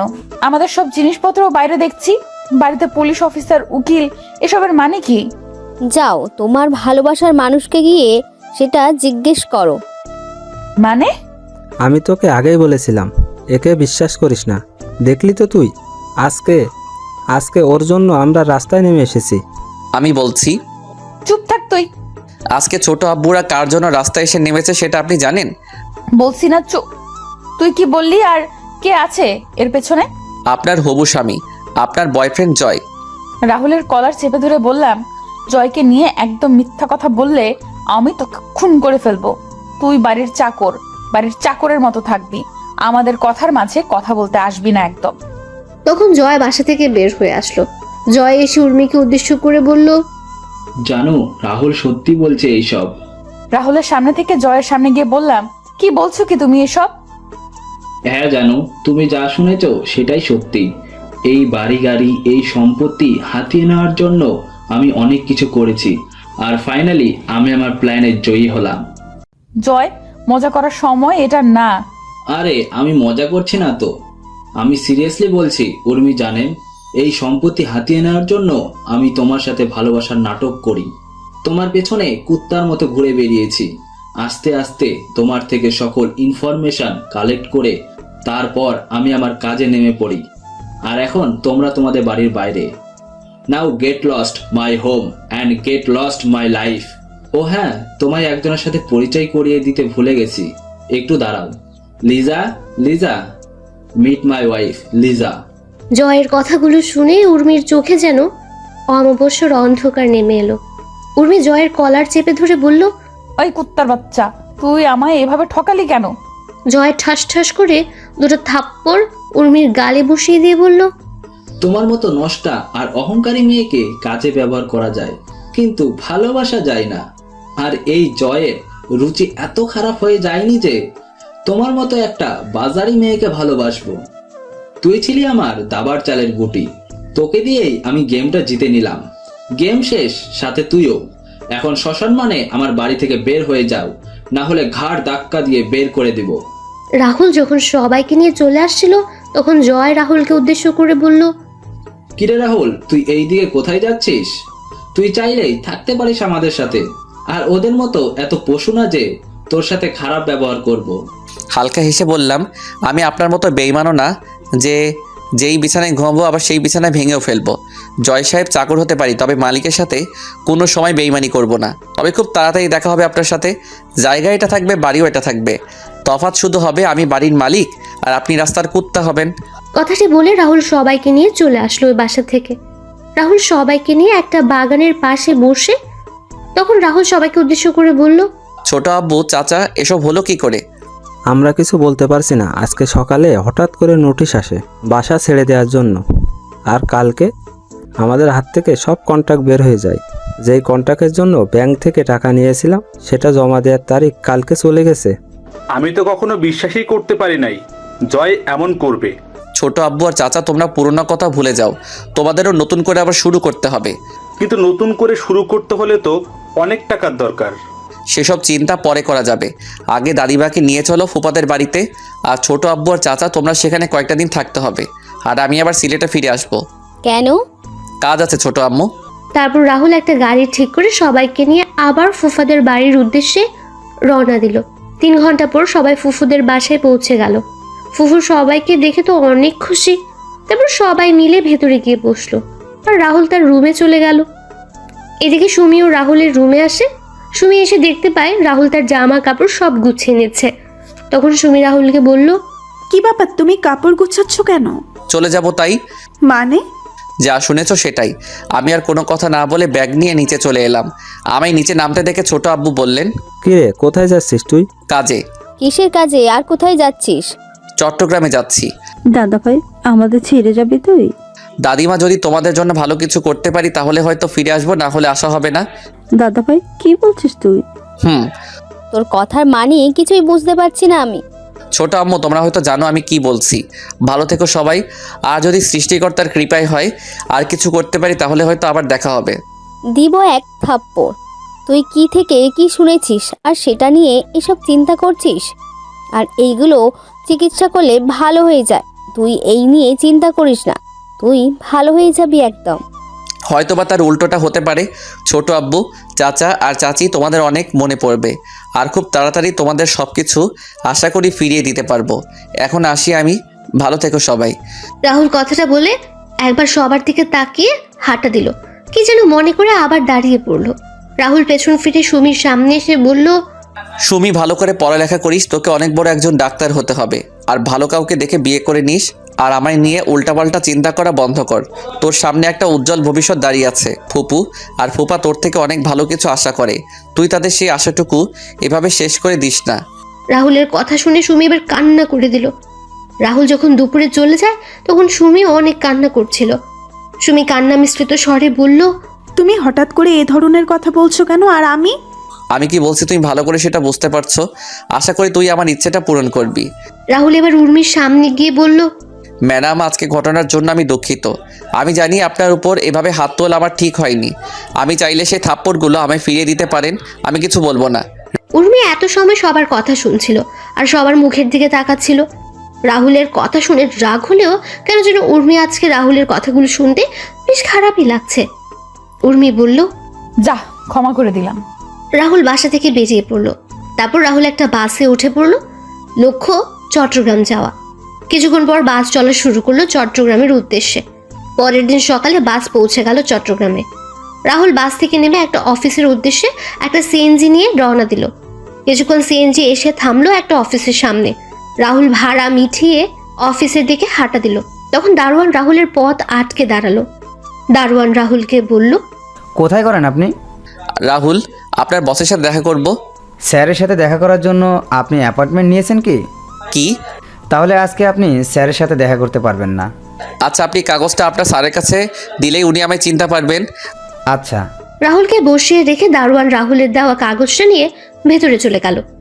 দারোয়ান তার স্যারের কাছ থেকে অনুমতি নিয়ে তার রুমে প্রবেশ করলো। তখন দারোয়ান তার স্যারকে উদ্দেশ্য করে বলল, স্যার, একটা লোক আপনার সাথে দেখা করতে আসছে, কিন্তু উনি কোনো অ্যাপয়েন্টমেন্ট নিয়ে আসেনি। চাচা, তাহলে বলে দাও আমি বিজি আছি। কিন্তু স্যার, এই কাগজটা দিয়ে বললেন, এই কাগজটা দেখলে আপনি চিনতে পারবেন ওনাকে। আচ্ছা, দাও দেখি কাগজটা। কাগজটা পড়ে অফিসের বস দারোয়ানকে উদ্দেশ্য করে বলল, চাচা, কোথায় আছেন এখন রাহুল? রাহুলকে? এই চিঠিটা যে দিতেছে সে কোথায় এখন? স্যার, ওনাকে আমি ওয়েটিং রুমে বসিয়ে আসছি। আচ্ছা, চলো। তারপর দারোয়ান আর বস মিলে ওয়েটিং রুমে এসে দেখতে পেল রাহুল বসে আছে। তখন বস রাহুলকে গিয়ে জড়িয়ে ধরে বলল, বন্ধু রাহুল, তুই কেমন আছিস? আমি ভালো আছি রে সুফিয়ান, তুই কেমন আছিস? ভালোই আছি। তোর এমন অবস্থা কেন? চাকরের অবস্থা কেমন হবে আর? আরে শালা, আবার একই কথা বলিস? তুই কি আর এই কথাগুলো বলতে পারিস না? যা সত্যি তাই বললাম। চল আমার রুমে, কতদিন পরে তোর সাথে দেখা। আর দারোয়ান চাচা, তুমি 2টা ঠান্ডা পাঠিয়ে দিও আমার রুমে। আচ্ছা। রাহুল আর সুফিয়ান তার রুমে এসে বসলো। কিছুক্ষণ পর অফিসের একটা ছেলে এসে রাহুল আর সুফিয়ানকে ঠান্ডা দিয়ে গেল। সুফিয়ান তখন রাহুলকে বলল, বলো বন্ধু, এবার তোর কি খবর? ভালো আছি, তুই কেমন আছিস? ভালো আছি বন্ধু। আজকে এই ভালো থাকার পিছনে সব অবদান তোর বন্ধু। তুই যদি ওই দিন আমাদের সাহায্য না করতি তাহলে আমি কখনো ভালো থাকতে পারতাম না, আর এই পজিশনে আসতেও পারতাম না। আরে শাল্লা, তুই আমার বন্ধু, আমি তোকে সাহায্য করবো না তো কাকে করবো বল? তোর মতো বন্ধু পাওয়া ভাগ্যের ব্যাপার। মিতু আর নমি কেমন আছে? ভালো আছে ওরা। চলো বাসায় চলো, আজকে কতদিন পরে একসাথে। আর মিতু তোকে দেখলে অনেক খুশি হবে। জানিস, মিতু আর আমি প্রায় তোর কথা বলি। এই মারে বন্ধু, তোর কাছে কিছু কাজে আসছি, সেটা হয়ে গেলে আমি চলে যাব। শালা চলে যাবি মানে? পাকা কয়েক মাস আমার এখানে থাকবি। 2 বন্ধু মিলে অনেক ঘোরাঘুরি করব। চল বাসায় চল, এখন আর কোনো কথা হবে না। তারপর সুফিয়ান রাহুলকে জোর করে নিয়ে অফিস থেকে বাড়ি চলে গেল। বাসার সামনে গিয়ে রাহুল বেল বাজালো। কিছুক্ষণ পর মিতু দরজা খুলে দিল। সুফিয়ানকে দেখে মিতু বলল, কি ব্যাপার, তুমি এই সময় বাড়িতে? আমি আর আমার সাথে একজন আছে, যাকে দেখলে তুমি অনেক খুশি হয়ে যাবে। ও আচ্ছা, তাই নাকি? তাহলে দেখি কে আছে। মিতুর কথা শুনে সুফিয়ান ঘুরে দাঁড়ালো। তখন মিতু দেখতে পেল রাহুল দাঁড়িয়ে আছে। রাহুলকে দেখে মিতু রাহুলকে জড়িয়ে ধরলো। মিতু বলল, আরে রাহুল, তুই কেমন আছিস? ও ভালো আছি, তুই কেমন আছিস? অনেক ভালো আছি রে, আয় ভেতরে আয়। ভেতরে গিয়ে বসার পর রাহুল সুফিয়ানকে বলল, সুফিয়ান, তোর সাথে কথা ছিল, আর আমায় সিলেট ফিরতে হবে। ওই হারামি, এখন কয়েক মাস সিলেটে যাওয়া হচ্ছে না তোর। তুই এখন আমাদের সাথে কয়েক মাস থাকবি। তা হয় না রে মিতু, আমার হাতে সময় কম কিন্তু কাজ অনেক। ও, আর কোনো কথা না বলে খাবার টেবিলে আয়, খাওয়া দাওয়া শেষ করে বাকি কথা হবে। রাহুল আর সুফিয়ান খাবার টেবিলে বসতেই নমি এসে রাহুলকে মামা মামা ডেকে রাহুলের কোলে উঠে গেল। রাহুল খাবার খাচ্ছে, সাথে নমিকেও খাইয়ে দিচ্ছে। মিতু আর সুফিয়ান তো অনেক খুশি রাহুলকে পেয়ে। খাওয়া দাওয়া শেষ করে রাহুল নমিকে কোলে নিয়ে সোফায় বসে সুফিয়ানও এসে রাহুলের পাশে বসলো। মিতু তার রান্নাঘরে কাজ শেষ করে এসে রাহুল আর সুফিয়ানের মাঝখানে অংশ নিল। কিছুক্ষণ পর সুফিয়ান বলল, এখন বল, আছে কি বলতে চাইছিলি? ও আমার তোর সাহায্যের জন্য প্রয়োজন বন্ধু, অনেক ভেবেচিন্তে আমি তোর কাছে এসেছি। কি হয়েছে বলবি তো? আর ও তোকে সাহায্য করবে না, ওর ঘাড় করবে। আরে আমি মানা করছি কি? তুই এর মাঝে আমার ঘাড় ধরে টানটানি শুরু করলে। আচ্ছা বল, তুই কিরকম সাহায্য চাস? শোনো তাহলে। ভালো হয়েছে, উর্মির সাথে এমনটাই হওয়ার কথা ছিল। উর্মি তোর সাথে যা করেছে, জয়ের করা কাজগুলো তো কিছুই না, কিন্তু কষ্ট হচ্ছে উর্মির পরিবারের সবার জন্য। ওনারা এইভাবে এই বয়সে বাড়ি ছাড়া হবেন, এর চেয়ে আর খারাপ কি হতে পারে? তো বন্ধু, এখন আমায় কি করতে হবে তুই বল। এই জয়ের কাছ থেকে আমি 1 মিনিটে সব কিছু কেড়ে নিব। তুই শুধু একবার বল। আমায় কিছু টাকা দিবি তুই? ছোট আব্বুকে নতুন একটা ব্যবসা শুরু করে দিতাম আর কি। এই ছোট ব্যবসায় দিয়ে যদি তারা আগের পর্যায়ে যেতে পারেন তাহলে তো ভালোই হয়। চিন্তা করিস না, আমি তো সব টাকা 2 বছরের মাঝে পরিশোধ করে দিব। তোর কি মাথা খারাপ হলো রাহুল? তুই কি বলছিস এসব? আরে আজকে যা কিছু আমাদের, তাতে তো তোরও অধিকার রয়েছে। আমি এসব চাই না রে, আমি চাই শুধু ছোট আব্বুরা যেন তাদের আগের অবস্থানে ফিরে যায়। তার জন্য একটি রাস্তা আছে আমার কাছে। আর 10 দিন পরে আমার অফিসের নতুন শাখা খুলছি সিলেটে। তুই সেই শাখার দায়িত্ব নিয়ে নে। নতুন ব্যবসায় শুরু করে তুই সুবিধা করতে পারবি। বা ভাই, তুই আমার এই ব্যবসাটার দেখাশোনা কর। আমি তো আর কয়েক মাস পরে দুবাই শিফট হয়ে যাব। আমি দুবাই চলে গেলে আমার বিজনেসগুলো তো দেখার কেউ নেই। তুই যদি আমার বিজনেসগুলোর দায়িত্ব নিয়ে নিস তাহলে আমি শান্তিতে থাকতে পারবো। কিন্তু আমার তো আর কোনো কথা না, আমরা কয়েক মাস পরে দুবাই চলে যাব, তাই আমরা এখন কয়েকদিন জমিয়ে বেশ আড্ডা দিব। আমার কথাটা তো শুনবি তোরা। আর কোনো কথা না, যা রুমে গিয়ে রেস্ট নে। রাতে বের হব সবাই মিলে। পুরনো দিনের সেই আড্ডাগুলো আবার জমি তুলতে হবে। এইদিকে রাহুল বাসা থেকে চলে আসার পর সবাই মন খারাপ করে বসে আছে। উর্মি একদিক দিয়ে ভালোই লাগছে, আর অন্যদিক দিয়ে জয়ের প্রতি রাগ হচ্ছে। উর্মি যদি জয়কে সামনে পেত তাহলে তাকে খুন করে ফেলতো। উর্মি সবার দিকে তাকিয়ে উর্মি তার মাকে উদ্দেশ্য করে বলল, মা, তোমরা সামান্য একটা চাকরের জন্য মন খারাপ করে বসে আছো কেন? উর্মি, তোমাকে আমি কতদিন বলেছি যে রাহুলকে চাকর বলে অনুমোদন করবে না? চাকরকে চাকর বলবো না তো কি বলবো বল? মা, এমন করে কেন বলছিস? ছেলেটা তো আমাদের পরিবারের একজন সদস্য। দেখছিস না ছেলেটা আমাদের বিপদে কিভাবে সবার আগে ঝাঁপিয়ে পড়েছে। নিজের ছেলে মেয়ে থাকলে এমনভাবে কাজ করতো কিনা সেটা নিয়ে সন্দেহ আছে। আরে চাচ্চু, তুমি দেখছো না চাকরের বাচ্চা আমাদের সবাইকে বিপদে ফেলে কি করে পালিয়ে গেছে? আমরা যে ওকে এত বছর খাইয়ে পরিয়ে মানুষ করলাম, তার কোনো প্রতিদান সে কোথায় দিল? সে সবার আগে নিজের কথা চিন্তা করে আমাদের সবাইকে এখানে রেখে এভাবে পালিয়ে গেছে। উর্মি, সেটা তোর ভুল ধারণা। আমার কোনো ভুল ধারণা না, ভুল ধারণা হচ্ছে তোমাদের। তোমরা এই অনাথের বাচ্চাটাকে আমাদের বাড়িতে এনে এত বছর খাইয়ে এত বড় করলে, ওর 3 মাসের জন্য কি করলো? আপু তুই কি বলছিস? নিজের লিমিটের ভেতরে থেকে কথা বল। রাহুলকে নিয়ে কোনো কথা বলার অধিকার তোমার নেই। তুই একটা চাকরের জন্য আমার সাথে উঁচু গলায় কথা বলছিস? চাকরের জন্য না, তোমার ব্যবহারের জন্য বলছি। ওই চাকরকে নিয়ে কথা বলছি বলে তোর এত গায়ে লাগছে কেন? তুই আবার এই ছোট লোকটাকে ভালোবাসিস না তো আবার? হ্যাঁ ভালোবাসি, ওই ছোট লোক ওই চাকরকে। তোর কোনো সমস্যা? ও সমস্যা হবে না, তুই একটা চাকরকে ভালোবাসিস। আমি একটা চাকরকে ভালোবাসি বলে তোমার এত সমস্যা? তাহলে তুমি যে একটা বাটফারকে ভালোবাসলে, তাহলে মামা আর মামির সমস্যা হয়নি? সুমি, তুই কিন্তু বেশি কথা বলছিস। তুমি কি করবে? সত্যি কথা বললে সবার গায়ে লাগে। সুমি, তোকে...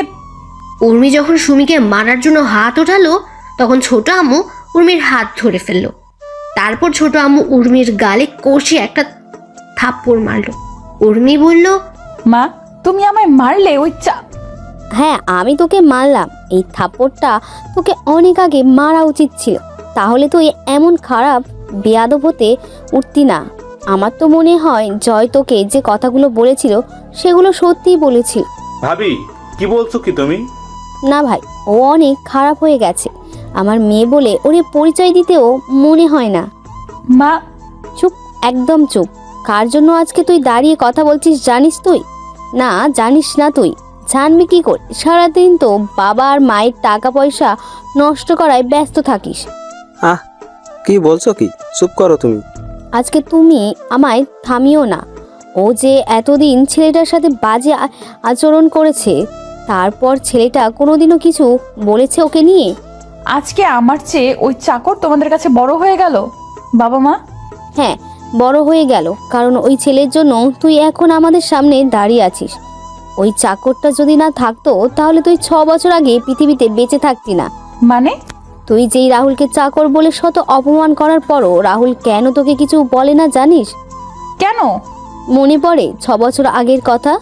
ছোট আম্মু একটা দীর্ঘশ্বাস ছেড়ে বলা শুরু করলেন, 6 বছর আগের কথা।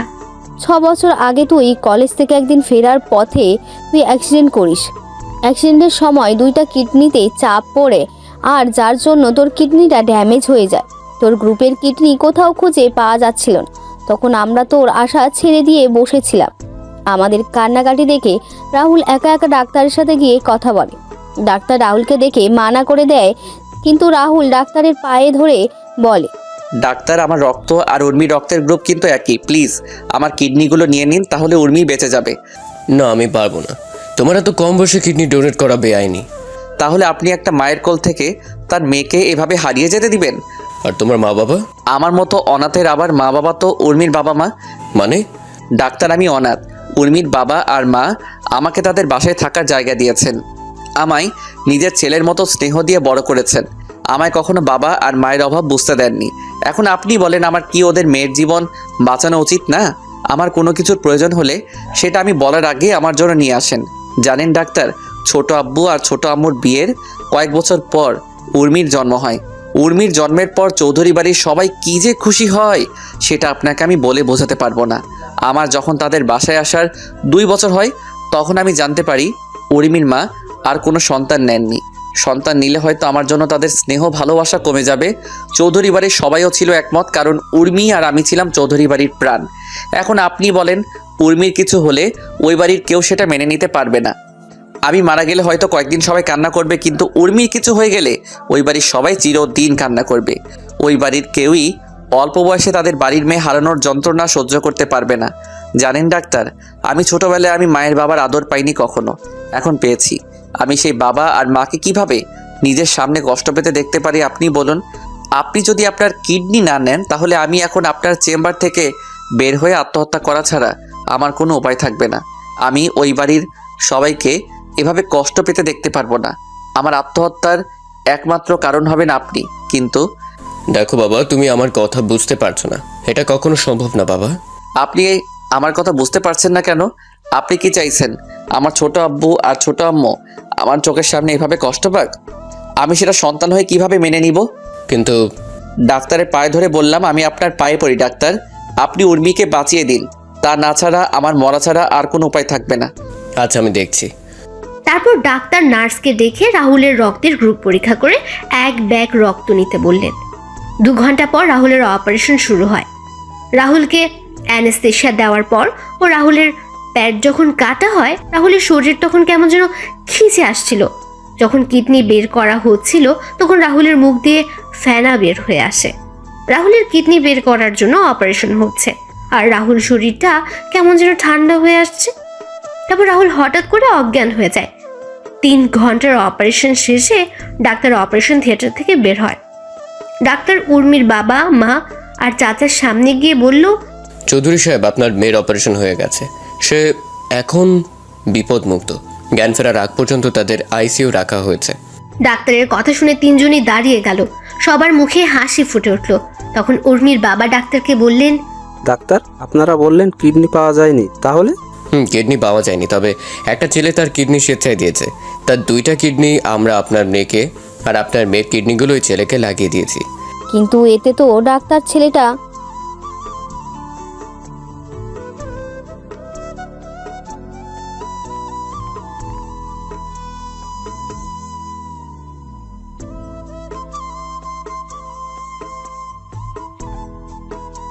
মারা যাবে, তবে ছেলেটা যদি মেডিসিন নিয়মিত খায় তাহলে হয়তো কয়েকটা বছর বেশি বাঁচতে পারবে, আর ভাগ্য ভালো হলে 10-15 বছর। আপনার মেয়ের 2টা কিডনির মাঝে ডান পাশের কিডনি 40% ভালো ছিল। ডাক্তার, সেই ছেলেটা কোথায়? আমরা ছেলেটার সাথে দেখা করতে চাই, যেই ছেলেটা তার জীবন বাজি রেখে আমাদের মেয়েকে এভাবে বাঁচিয়ে দিল। আসুন আমার সাথে। তারপর ডাক্তার 3 জনকে নিয়ে আইসিইউতে গেলেন।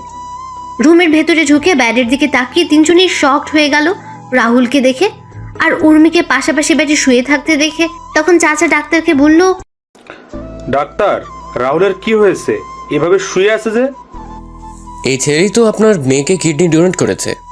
ডাক্তার, রাহুলের কথা শুনে আপনি ওর থেকে কিডনি নিলেন? আমি অনেক মানা করে কিন্তু ছেলেটা কথা শোনে না, আমি বাধ্য হয়ে নিতে হয়েছে। তাই বলে ডাক্তার? চৌধুরী সাহেব, ওই ছেলের কথাগুলো শুনে কিছু বলার ভাষা পাইনি। ছেলেটা আপনাদের সুখের জন্য নিজের জীবনটা হাসি মুখে বিলিয়ে দিয়েছে। জানেন ছেলেটা আপনাদের নিয়ে কি বলেছে? কি বলেছে? রাহুলের বলা কথাগুলো বললাম সবাইকে। ডাক্তার কথা বলছেন, তার চোখেও পানি স্পষ্ট। সব শুনে ছোট আব্বু, ছোট আম্মু আর চাচার চোখে জল চলে আসলো। ছোট আম্মু সব শুনে সেখানে বসে পড়লেন আর তার মাথায় হাত দিয়ে নীরবে চোখের জল ফেলতে লাগলেন। ছোট আব্বু আর চাচু স্ট্যাচু হয়ে দাঁড়িয়ে আছেন। রাহুল যে তাদের খুশির জন্য এভাবে নিজের জীবনটা বিলিয়ে দেবে সেটা তারা কখনো হয়তো ভাবতেও পারেননি। 3 ঘন্টা পর রাহুলের জ্ঞান ফিরল। ডাক্তার রাহুলকে পরীক্ষা করে ক্যাবিনে শিফট করলেন। রাহুলকে ক্যাবিনে নিয়ে যাওয়া হলো। রাহুল তার ছোট আম্মুকে বলল, ছোট আম্মু, তুমি কান্না করছো কেন? তুমি চিন্তা করো না, উর্মি ঠিক হয়ে যাবে। আমি ডাক্তারের সাথে কথা বলেছি তো। কিন্তু কেন এটা করলি রাহুল? আমি কি করলাম আবার? তুই তোর কিডনিগুলো দিতে কে বলেছে? তখন রুমে প্রবেশ করে ছোট আব্বু আর চাচা।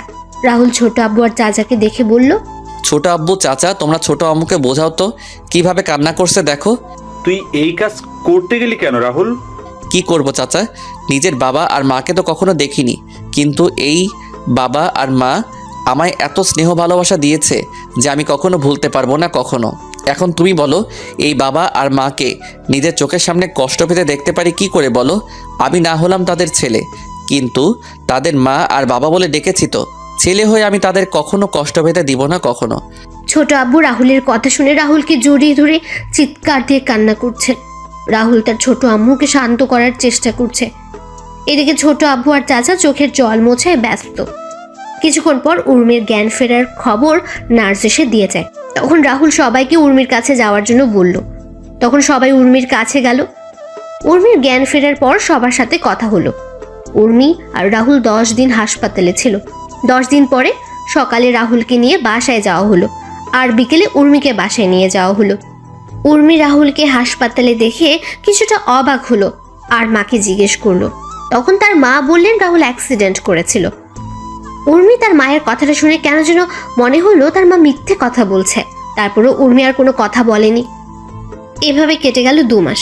রাহুল আর উর্মি এখন পুরোপুরি সুস্থ। রাহুলের কিডনি ডোনেট করার কথা দাদিমার ফুফা শুনে ছোট আম্মু আর ছোট আব্বুর থেকে। একদিন রাহুল উর্মি আর তার চাচিকে ছাড়া সবাইকে ডেকে বলল, সবার উদ্দেশ্যে আমার একটা কথা বলার আছে। কি কথা? আমি যে উর্মিকে আমার কিডনি ডোনেট করেছি সেটা যেন উর্মি কখনো জানতে না পারে।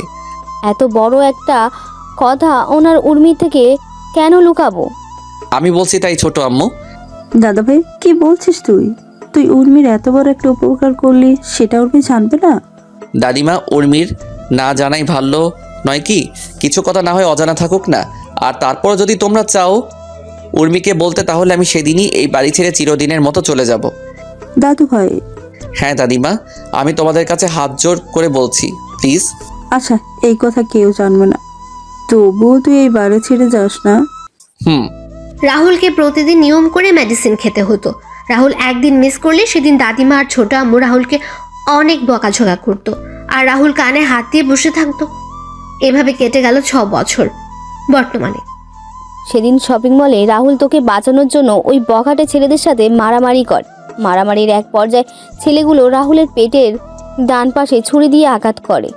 ছুরির সামান্য অংশ রাহুলের কিডনিতে গিয়ে সোজা আঘাত করে।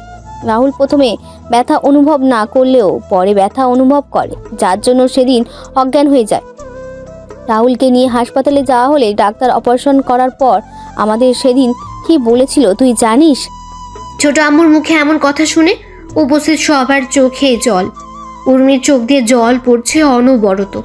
উর্মি চোখের জল মুছে তার মাকে কান্না মিশ্রিত কণ্ঠে বলল, মা, সেদিন তো তোমরা কিছু বললে না, কিন্তু আজকে বলো ডাক্তার সেদিন কি বলেছিল?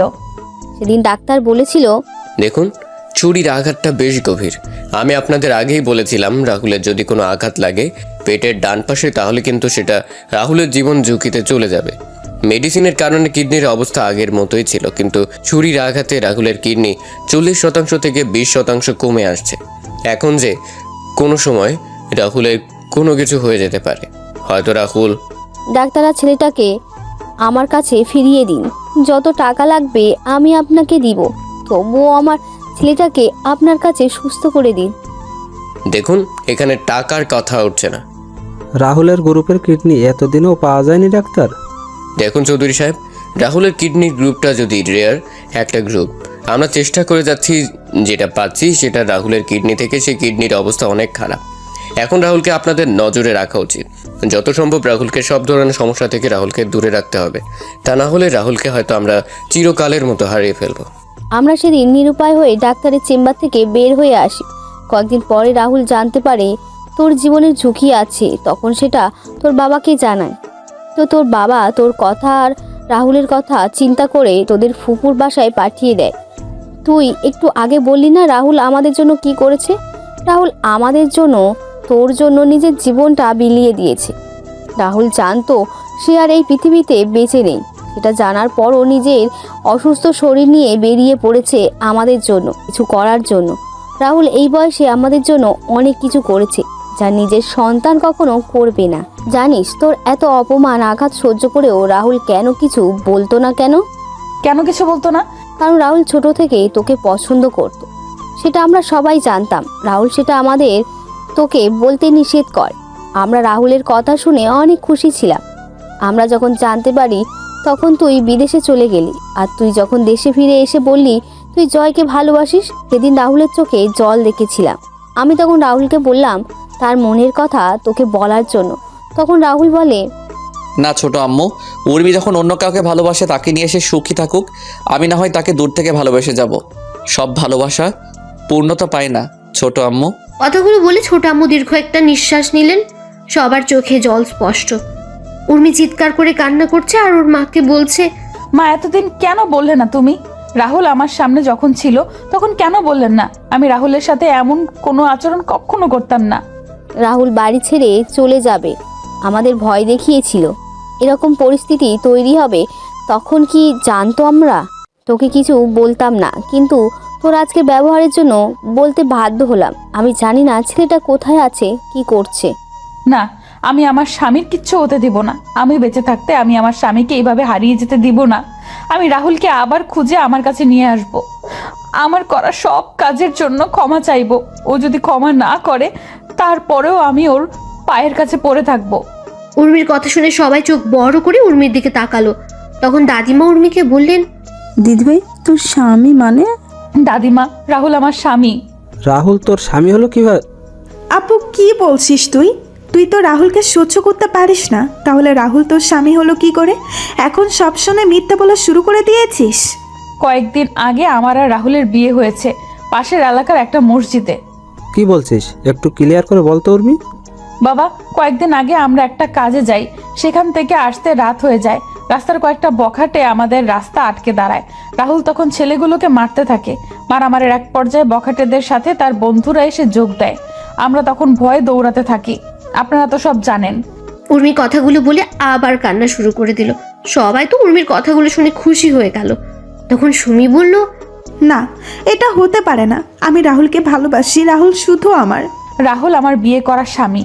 আমি রাহুলকে কোরআনকে সাক্ষী রেখে কবুল বলেছি। রাহুল শুধু আমার। সুমি, কি হচ্ছে কি? মা, আমি রাহুলকে। উর্মি সেখান থেকে গিয়ে রাহুলের নাম্বারে কল দিল, কিন্তু রাহুলের ফোন বন্ধ। উর্মি বারবার ফোন দিচ্ছে, কিন্তু রাহুলের ফোন বারবার বন্ধ বলছে।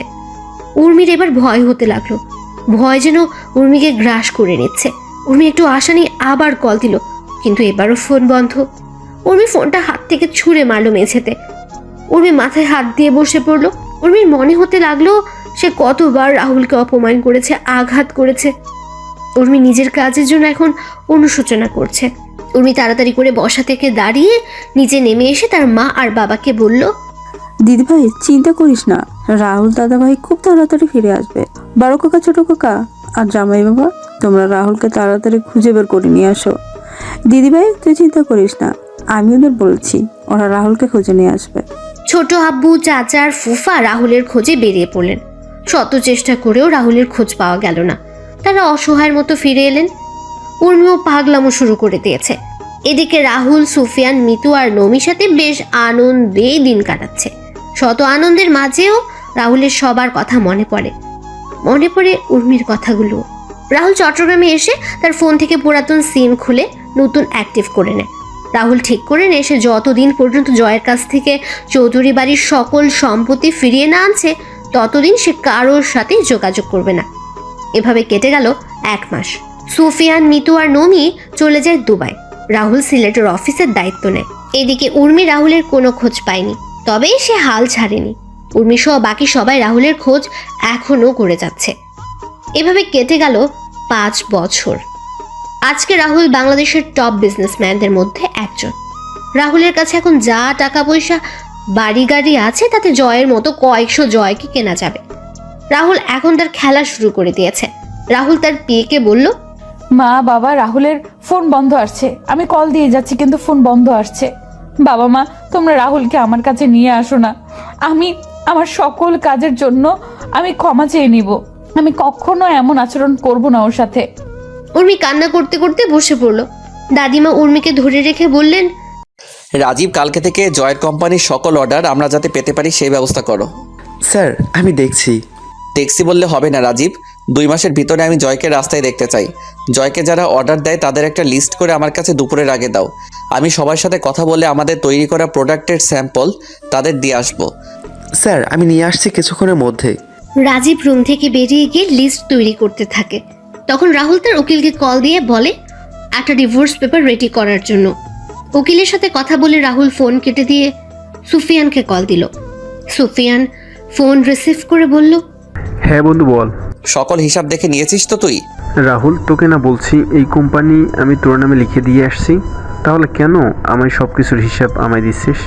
বন্ধু, কোনো কিছু আমার না, এইগুলো তোর আছে, তোর থাকবে। শালা, তোর যদি হাতের কাছে পেতাম কি করতি? ভর্তা করে দিতা। ও আচ্ছা, মিতু আর নমি কেমন আছে? মিতু নমিকে খাইয়ে দিচ্ছে। বন্ধু, কালকে থেকে জয়ের পতন শুরু হবে। তাহলে তো ভালোই। তোরা কবে আসছিস বাংলাদেশে? দেখি, শিওর বলতে পারছি না। তোদের দেখার খুব ইচ্ছে করছে, যদি পারিস তাহলে আসিস। আচ্ছা। রাখছি তাহলে। আচ্ছা। রাহুল ফোনটা রেখে ক্যান্টিনে চলে গেল। রাহুল ক্যান্টিন থেকে খাওয়া দাওয়া করে আবার কাজ করতে লাগলো। রাহুল কাজ করছিল তখন রাজীব রুমে আসলো আর বলল, স্যার এই যে লিস্টগুলো দেখে বুঝতে পারলাম বেশিরভাগ অর্ডার দুবাই থেকে এসেছে, আর কয়েকটা অর্ডার ইন্ডিয়া থেকে। দুবাই একটা কোম্পানির অর্ডার দেখে আমার চোখ আটকে গেল। আমি ফোন নিয়ে সুফিয়ানকে কল দিলাম। সুফিয়ান ফোন রিসিভ করতে আমি সুফিয়ানকে বললাম, তুই কি এখন ফ্রি আছিস?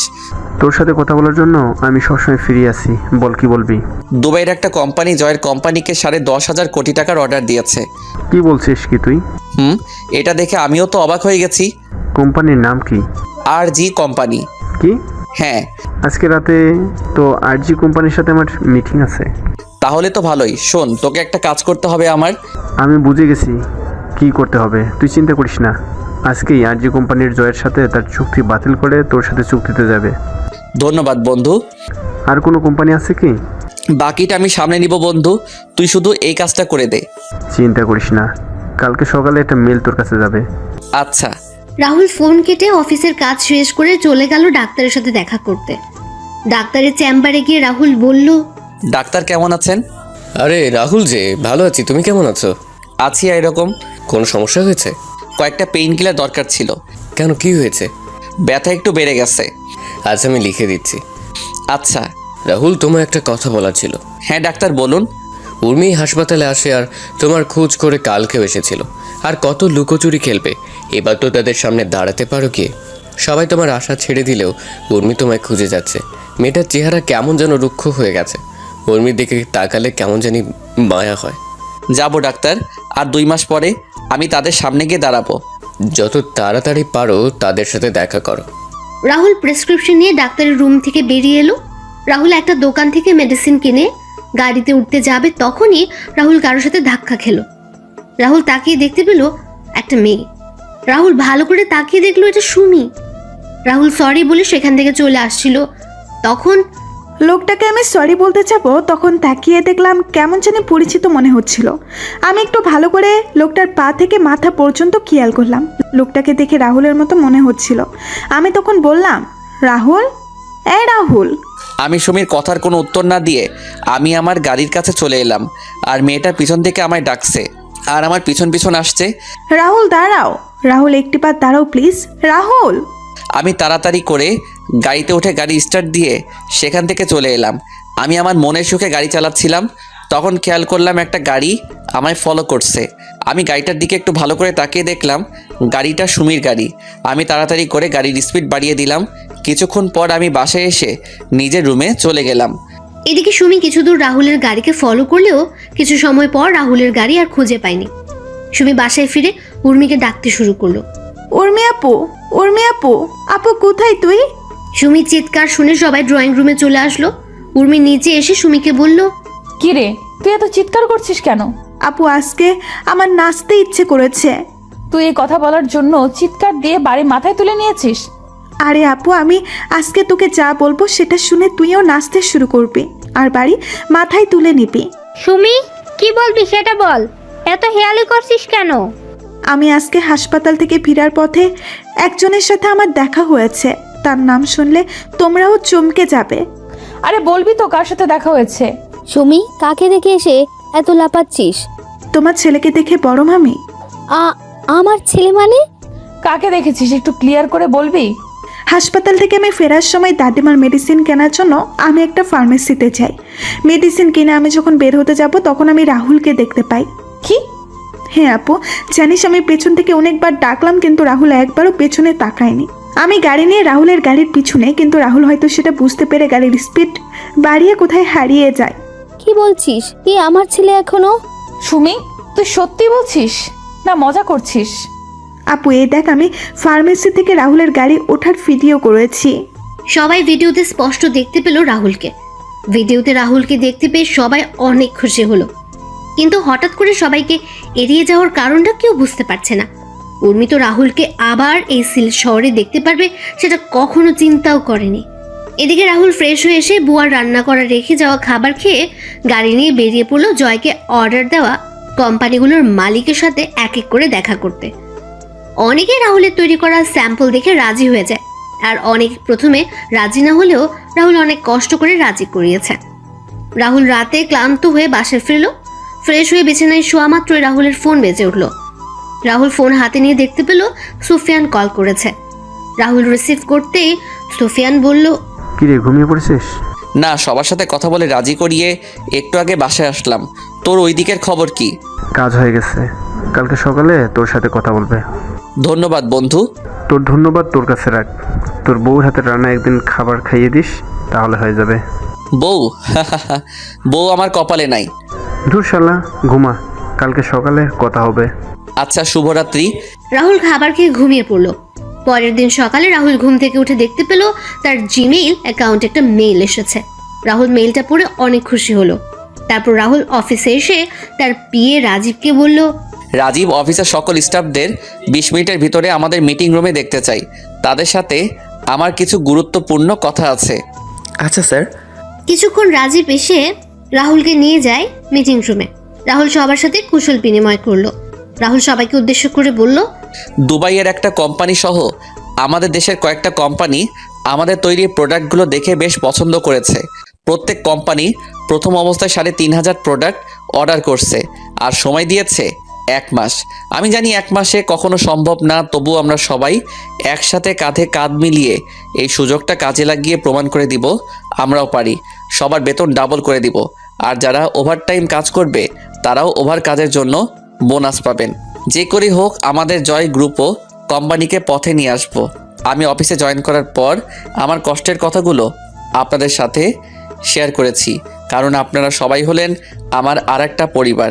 এখন আপনারা যদি আমায় সহযোগিতা করেন তাহলে ওই জয়কে ওর পাপের শাস্তি দিতে পারবো। এখন বাকিটুকু আপনাদের ইচ্ছা। তখন সবাই মিলে একসাথে বলে উঠল, স্যার, আমরা আমাদের নিজেদের সবটা দিয়ে কাজ করব। স্যার, আমরা আপনার সাথে আছি এবং সবসময় থাকব। ধন্যবাদ আপনাদের, সত্যি আমি আপনাদের কাছে কৃতজ্ঞ।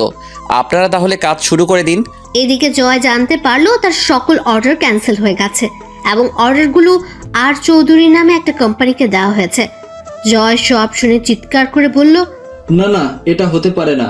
আমি যদি অর্ডারগুলো না পাই তাহলে আমায় রাস্তায় নামতে হবে। ব্যাংক থেকে নেওয়া ঋণ যদি পরিশোধ করতে না পারি তাহলে আমার সবকিছু শেষ হয়ে যাবে। জয় যখন অফিস থেকে বের হয়ে যাবে তখন তার কোম্পানির শ্রমিকরা এসে জয়কে বলল তাদের বেতন দেওয়ার জন্য, 3 মাসের দেওয়ার জন্য। আর ফ্যাক্টরির কয়েকটা মেশিন নষ্ট হয়ে গেছে। কিসের বেতন? তোদের কোনো বেতন দেওয়া যাবে না। চুপচাপ গিয়ে কাজ কর, না হলে সব কটাকে বের করে দেব। মেশিনগুলো নিজেরাই ঠিক কর গিয়ে। তখন শ্রমিকরা বলল যদি বেতন দেওয়া না যায় তাহলে তারা আর কোম্পানির সাথে কাজ করবে। শ্রমিকদের কথা শুনে জয় ও জয়ের লোকেরা রেগে গিয়ে লাঠি হাতে শ্রমিকদের উপর হামলা করে। এদিকে রাহুল তার অফিস থেকে সবকিছু বসে দেখছে আর হাসছে। এভাবে কেটে যায় 2 মাস। রাহুল সকল কোম্পানির অর্ডারগুলো সঠিক সময় পূরণ করতে পেরেছে।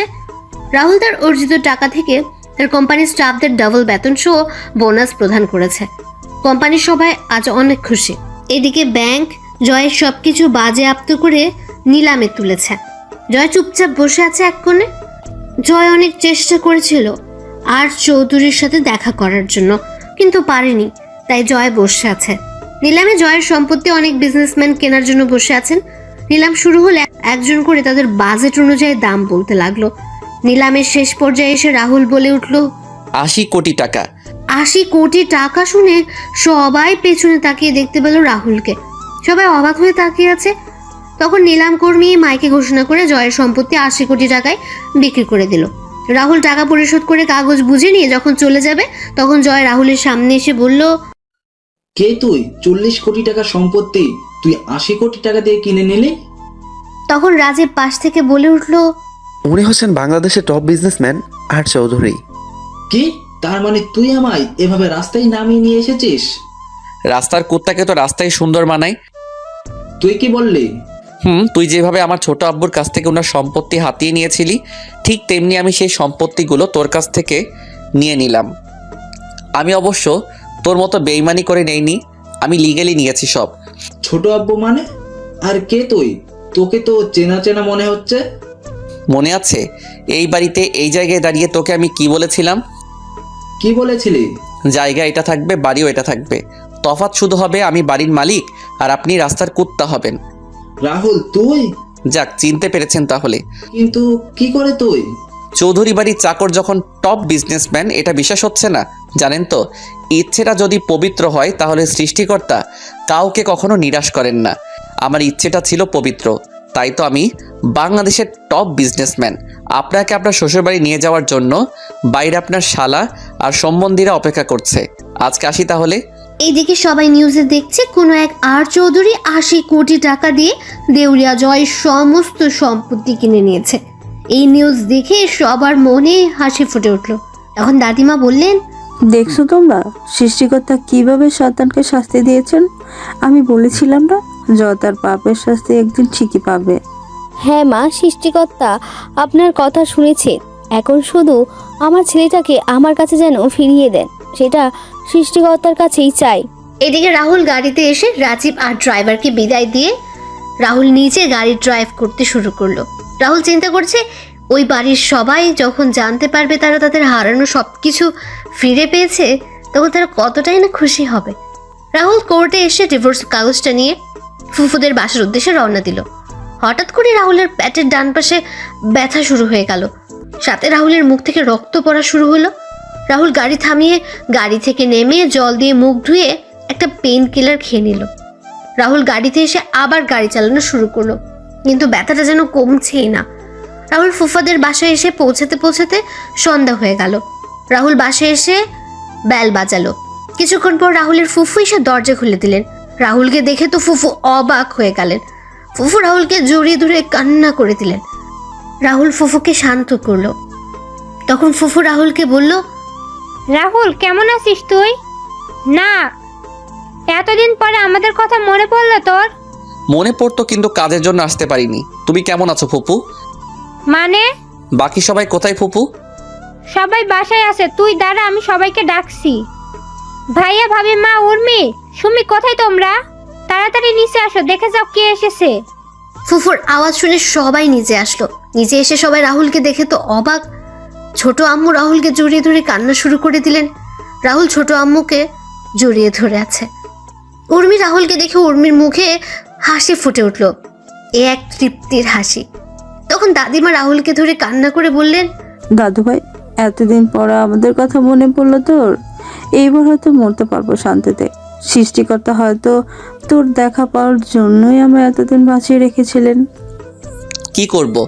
তোমাদের সাথে জয় যা করেছে সেটার প্রতিশোধ নিতে হবে না? জয়ের থেকে সবকিছু ফিরিয়ে আনার জন্যই তো এতদিন ধরে আমি আসতে পারিনি। তবে আজকে জয়ের থেকে সবকিছু ফিরিয়ে নিয়ে আসছি। আর রইল তোমার মরার কথা। তোমার এই নাতি থাকতে কার এত সাহস আছে যে তোমায় নিয়ে যাবে? ফিরিয়ে আনার জন্য মানে? আজকে আর চৌধুরী নামে একজন জয়ের সকল সম্পত্তি কিনে নিয়েছে। ছোট আব্বু, আমি জয়ের থেকে সবকিছু কেড়ে নেওয়া সেই আর চৌধুরী। কথাটা বলে রাহুল একবার সবার দিকে তাকিয়ে নিল। এক নজরে রাহুল দেখলো সবাই তার দিকে এক দৃষ্টিতে তাকিয়ে আছে। তখন রাহুল তার সাথে আনা সুটকেস থেকে একটা ফাইল বের করে তার ছোট আব্বুকে বলল, ছোট আব্বু, এই ফাইলটা নাও। এটা কিসের ফাইল? জয় যা তোমার কাছ থেকে বেইমানি করে নিয়েছিল, আমি সেইগুলো আবার তোমার কাছে ফিরিয়ে দিলাম। তোমার এই ছেলে তোমাকে বলেছিল তোমার হারানো সব কিছু ফিরিয়ে দিবে। এই নাও তোমার হারানো সব কিছু। রাহুলের কথা শুনে অবাক হয়ে আছে, কেউ কিছু বলছে না। তখন ছোট আম্মু রাহুলকে বললেন, কিন্তু তুই কি করে এসব করলি? খান গ্রুপ অফ কোম্পানির মালিক ইসলাম খানের ছেলে হলো আমার বন্ধু সুফিয়ান। সুফিয়ানের সাথে আমি চট্টগ্রামে দেখা করি, তারপর সুফিয়ানকে সব কিছু খুলে বলি। তখন সুফিয়ান সব শুনে আমায় সাহায্য করে। তারপর আমি এই পর্যায়ে আসি। ছোট আম্মু, আমি চলে যাব একটু পরেই। রাহুলের কথা শুনে উর্মির মুখটা কালো হয়ে গেল। উর্মি সেখান থেকে তার রুমে চলে গেল। উর্মির চলে যাওয়া রাহুলের চোখ এড়ায়নি। রাহুল একবার উর্মির যাওয়ার দিকে তাকিয়ে আবার সবার দিকে মনোযোগ দিল। কোথায় যাবি তুই? কোথায় যাবি? কোথায় যাব জানি, তবে হয়তো অনেক দূরে চলে যাব। রাহুল কথাটা বলে সুমির সামনে গিয়ে বলল, কিরে ফাজিল, কেমন আছিস? আর কয়েকদিন পরে তো ডাক্তার হয়ে যাবি তুই। তোমার সাথে আমার কোনো কথা নাই। ওয়েট, তুমি জানলে কি করে? আমি সব জানি। এখন বল, আমার সাথে কথা বলবি না কেন? 2 মাস আগে তোমাকে কতবার ডাকছিলাম, কিন্তু তুমি কি করলে? আমার কোনো ডাক না শুনেই চলে গেলে। আচ্ছা, ভুল হয়েছে, আমায় ক্ষমা করে দিন। না, কোনো ক্ষমা নাই। আমি আরো কয়েক ডজন চকলেট এনেছিলাম তোর জন্য, কিন্তু তুই তো কথা বলবি না আর আমায় ক্ষমাও করবি না। তাহলে কি আর করার, সেগুলো আবার নিয়ে যাব। আচ্ছা নিয়ে যাও, আমি কি মানা করছি? আচ্ছা। রাহুল সুটকেসটা নিয়ে সিঁড়ি বেয়ে উপরে উঠছিল, তখন সুমি বলল, দাঁড়াও। কেন? আমার চকলেটগুলো দিয়ে তারপর তোমার বউয়ের কাছে যাও। বউ মানে? দাদু ভাই, আমরা তোর আর উর্মির বিয়ের ব্যাপারে জেনে গেছি। ও ভালো। কি হলো, চকলেট কই? এই নে চাবি, গাড়িতে গিয়ে দেখ রাখা আছে। এবার তোমার সাথে গিয়ে করতে পারো। কি করবো রে ফাজিল? দেখা করবে আর চকলেট আনার জন্য ধন্যবাদ বলেই চাবিটা নিয়ে আমি চকলেট আনতে চলে গেলাম। রাহুল সিঁড়ি বেয়ে উপরে উঠে যাচ্ছে আর বাকি সবাই হাসছে। রাহুল একবার সবার দিকে তাকিয়ে উপরে চলে গেল। রাহুল উর্মির দরজার সামনে গিয়ে কড়া নাড়ল। তখন উর্মি বলল, কে? ম্যাডাম, আমি রাহুল। কি চাই? আমার কিছু চাই না ম্যাডাম, অনেক কিছু পেয়েছি আপনার আর এই পরিবার থেকে। আপনাকে কিছু দিতে চাই ম্যাডাম। আয় ভেতরে আয়। ম্যাডামের কন্ডিশনে বুঝতে পারলাম ম্যাডাম কান্না করছিল। আমি রুমে ঢুকে ম্যাডামের দিকে তাকালাম, দেখলাম ম্যাডামের চোখ লাল হয়ে আছে আর চোখগুলো ফুলে আছে। ম্যাডামকে বললাম, ম্যাডাম কি হয়েছে? কই কিছু হয়নি তো। উর্মি রাহুলের দিকে একবার তাকিয়ে অন্যদিকে মুখ ফিরিয়ে কথাটা বলল, তাহলে আপনি কান্না করছিলেন কেন? আমি কোথায় কান্না করছিলাম? আপনার চোখ মুখ দেখে বোঝা যাচ্ছে। আর বিশ্বাস না হলে পাঠক আর পাঠিকাদের জিজ্ঞেস করেন। কি জন্য আসছিস বল, তুই না বললি চলে যাবি? আপনার শেষ ইচ্ছেটা পূরণ করতে এলাম। কি? রাহুল হঠাৎ করে প্যাটে ধরে বসে পড়ল। রাহুলের হাত থেকে সুটকেসটা পড়ে গেল। সুটকেসটা পড়ার শব্দে উর্মি ঘুরে দাঁড়ালো। রাহুল, কি হয়েছে? আমি ঠিক আছি, আমায় একটু সুটকেসটা এগিয়ে দিবেন? তুই আগে বিছানায় বসে একটু রেস্ট নে, তারপর কথা বলা যাবে। না ম্যাডাম, আমার হাতে সময় নেই, আপনি সুটকেসটা দেন। সুটকেস মেঝের থেকে তুলে এনে রাহুলের হাতে দিলাম। সুটকেস থেকে ডিভোর্স পেপারটা বের করে আমি সাইন করে দিয়ে ম্যাডামের দিকে কাগজটা এগিয়ে দিয়ে বললাম, ম্যাডাম, এই কাগজটার জন্য আপনি হয়তো 5 বছর 2 মাস অপেক্ষা করেছেন। এত বছর অপেক্ষা করানোর জন্য আমি সত্যিই দুঃখিত ম্যাডাম। ডিভোর্স পেপারে রাহুল সাইন করেছে। এটা দেখে উর্মির চোখে জল চিকচিক করছে। যে কোনো সময় হয়তো জল গড়িয়ে পড়বে। উর্মি রাহুলের দিকে অশ্রুসিক্ত চোখে তাকিয়ে কান্না করে বলল, রাহুল, আমায় কি ক্ষমা করা যায় না? কি জন্য ক্ষমা করব? তাহলে আমায় ডিভোর্স দিচ্ছ কেন? আপনি এই একটা জিনিসই তো আমার কাছে চেয়েছেন, আমি আপনাকে না করি কিভাবে? সব সময় তো আমায় বাদ দিন ওসব কথা। রাহুল, আমায় আপন করে নেওয়া যায় না? আগের সব কিছু কি ভোলা যায় না? ম্যাডাম, আসি আমি। আমাদের ডিভোর্স হয়ে গেছে ম্যাডাম, আর এখন তো সব শেষ হয়ে গেছে। রাহুল প্লিজ, আমায় মাফ করে দাও। আমি জানি আমি তোমার সাথে যা করেছি সেটা ক্ষমার যোগ্য না। আমি যেদিন সত্যিটা জানতে পেরেছি সেই দিন নিজের করা কাজের জন্য আর নিজের উপর ঘৃণা হয় আমার ডিভোর্স লাগবে না রাহুল। আমার শুধু তোমাকে প্রয়োজন, আর কখনো আমি তোমাকে অবহেলা করব না। আমায় একটা সুযোগ দাও তুমি। ম্যাডাম, সেটা সম্ভব না। আর ভালো থাকবেন, ভালো কাউকে দেখে বিয়ে করে নেবেন। পারলে এই চাকরটাকে মাফ করে দিয়েন। রাহুল, আমার কথাটা। রাহুল যখন উর্মির ঘর থেকে বের হতে যাবে তখনই উর্মি রাহুলকে পেছন থেকে জড়িয়ে ধরলো। উর্মি রাহুলকে ঘুরিয়ে শক্ত করে জড়িয়ে ধরে বলল, তোমায় কোথাও যেতে দিব না, এইভাবে জড়িয়ে ধরে রাখবো আমি। রাহুল, আমি তোমাকে ভালোবাসি, প্লিজ আমায় আর শাস্তি দিও না। এই কয়েক বছর আমি নিজের কাজের জন্য নিজেই অনুশোচনায় ভুগছি। শেষবারের মতন আমায় একটি বার আপন করে নাও, আমি আর কখনো তোমায় কষ্ট দিব না। কি হলো, কথা বলছো না কেন রাহুল? আমি জানি আমি অনেক খারাপ কাজ করেছি ছোটবেলা থেকে, কিন্তু সব কিছুর জন্য আমি ক্ষমা চাইছি রাহুল। আমি আমার ভালোবাসা দিয়ে আগের সব স্মৃতিগুলো মুছে দিব। তুমি যেমনটা চাইবে আমি তেমন করেই চলবো, তবুও তুমি আমায় ছেড়ে যেও না। তুমি যদি এবার আমায় ছেড়ে যাও তাহলে আমি সত্যি সত্যি মারা যাব। রাহুল, আমায় ক্ষমা করে একটিবার আপন করে নাও প্লিজ। কি হলো, কথা বলছো না কেন তুমি? রাহুল। উর্মি হঠাৎ তার পিঠে অনুভব করলো পানি জাতীয় তরল কিছু পড়ছে। উর্মি রাহুলকে ছেড়ে দিতে রাহুল মাটিতে পড়ে গেল। উর্মি দেখতে পেল রাহুলের মুখ থেকে রক্ত পড়ছে। উর্মি চিৎকার করে রাহুল বলে রাহুলকে জড়িয়ে ধরলো। উর্মি তাড়াতাড়ি করে জল নিয়ে এসে রাহুলের চোখে মুখে দিতে লাগলো। উর্মি কান্না করছে আর বলছে, এই রাহুল, একটিবার চোখ খুলো না, তোমার কিচ্ছু হতে পারে না। এই রাহুল, একটিবার চোখ খুলো না প্লিজ, চোখটা খুলো রাহুল। তুমি আমার সাথে এমনটা করতে পারো না রাহুল। এই রাহুল। উর্মি রাহুলের চোখে মুখে জল ছিটিয়ে দিচ্ছে আর রাহুলকে ডাকছে। হঠাৎ করে রাহুল চোখ খুলে তাকালো। রাহুলকে চোখ খুলে তাকাতে দেখে জড়িয়ে ধরল উর্মি। তারপর রাহুলের সমস্ত মুখে আদর করতে লাগলো।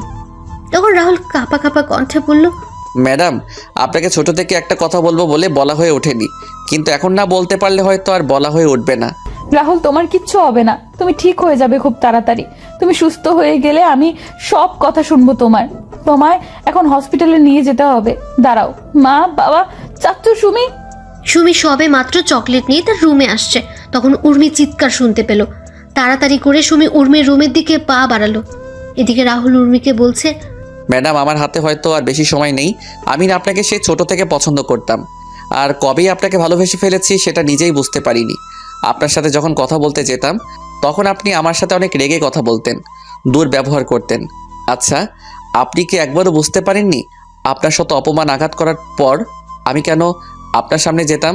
আপনি যখন আমায় অপমান করতেন, আঘাত করতেন, তখন আমি কিছু বলতাম না, কারণ আমি আপনাকে ভালোবাসি। আপনার এমন আচরণ আমি অনেক কষ্ট পেতাম, কিন্তু সেগুলো প্রকাশ করতাম না। আচ্ছা ম্যাডাম, আমি চাকর বলে কি আপনার ভালোবাসা পাওয়ার অযোগ্য? সত্যি কি আপনি বুঝতে পারেননি আমার ভালোবাসা? রাহুল কথাগুলো বলছিল আর চোখ দিয়ে জল পড়ছিল। রাহুলের চোখগুলো ঝাপসা হয়ে আসছে। উর্মি রাহুলকে জড়িয়ে ধরে কান্না করে যাচ্ছে আর বলল, ভালোবাসি, আমিও তোমাকে অনেক ভালোবাসি Rahul. I love you Rahul, love you very much. চোখগুলো বন্ধ হয়ে আসছে। আমি ম্যাডামের দিকে তাকিয়ে আছি, তখন ম্যাডাম আবার বলেন, এই রাহুল, কথা বলো না। ভালোবাসি তো আমি তোকে, তুই শুনতে পারছিস না? আমায় ক্ষমা করে দিয়ে আপন করে নিবি না বল? আরে ম্যাডাম, আপনি কি করছেন? আমার জন্য আপনাকে কান্না করার শোভা পায় না। দেখুন না ম্যাডাম, এই পৃথিবীতে এসেছিলাম অনাথ হয়ে, এখন যাচ্ছি অনাথ হয়ে, আর ক্ষমা তো আপনার কাছে চাওয়া উচিত আমার। আচ্ছা, আমি আসি এবার ম্যাডাম। তখন সুমি রুমে এসে দেখতে পেল উর্মি মাটিতে বসে রাহুলকে জড়িয়ে ধরে কান্না করছে। তখন সুমি বলল, আপু, রাহুলের কি হয়েছে? এই অবস্থা কেন? জানি না, হঠাৎ করে পেটে হাত দিয়ে বসে পড়ে আর মুখ দিয়ে রক্ত বের হচ্ছে। তুই তো ডাক্তার, একটু দেখ না বোন। আপু, রাহুলকে তাড়াতাড়ি করে হাসপাতালে নিয়ে যেতে হবে। আমার কিছু হয়নি, আমি ঠিক আছি। আমায় নিয়ে শুধু টেনশন করো না, আমায় একটু সাহায্য করো যাতে আমি দাঁড়াতে পারি। এই বলে রাহুল অনেক কষ্টে উঠে দাঁড়ালো। রাহুল যখন উর্মির রুম থেকে বের হতে যাবে তখন রাহুল আবার পেটে হাত দিয়ে বসে পড়ল। উর্মি দেখতে পেল রাহুল আবার বসে পড়ল। রাহুলের মুখ দিয়ে এবার রক্ত পড়ছে। এবার উর্মি আর সুমি চিৎকার করে বলল, ও মা, রাহুল, রাহুল কি হয়েছে তোমার? খুব কষ্ট হচ্ছে তোমার? কথা বলো না রাহুল।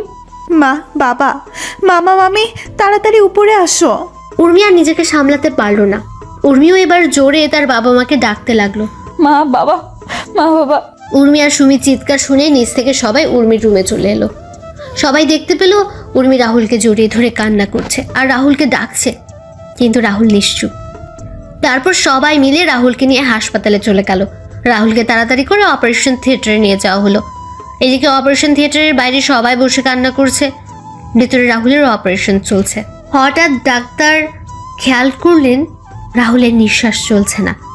রাহুলের বুকে চাপ দিয়ে চেষ্টা করা হলো, কিন্তু ডাক্তাররা ব্যর্থ হলেন। ডাক্তার রাহুলের মুখ থেকে অক্সিজেন মাস্ক খুলে নিলেন। বন্ধ হয়ে গেল রাহুলের শ্বাস প্রশ্বাস চিরকালের জন্য। রাহুল চলে গেল এই পৃথিবীর মায়াজাল ত্যাগ করে পরপারের যাত্রায়। অপারেশন থিয়েটারে সবাই এক দৃষ্টিতে তাকিয়ে আছে। রাহুলের প্রাণহীন দেহটার দিকে তাকিয়ে ডাক্তার নার্সকে বললেন, ডেড বডিটাকে বাইরে নিয়ে যাও।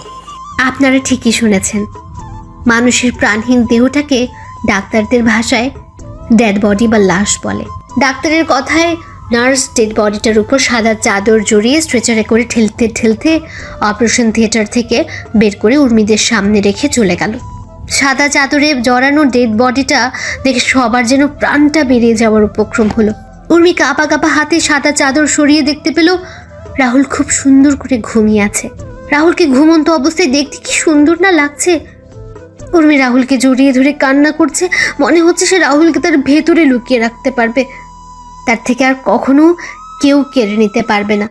ছোট আম্মু, দাদিমা, সুমি, ফুফু আর উর্মির কান্নার আওয়াজ হাসপাতাল জুড়ে বিরাজ করছে এক বিষণ্ণতার সুর।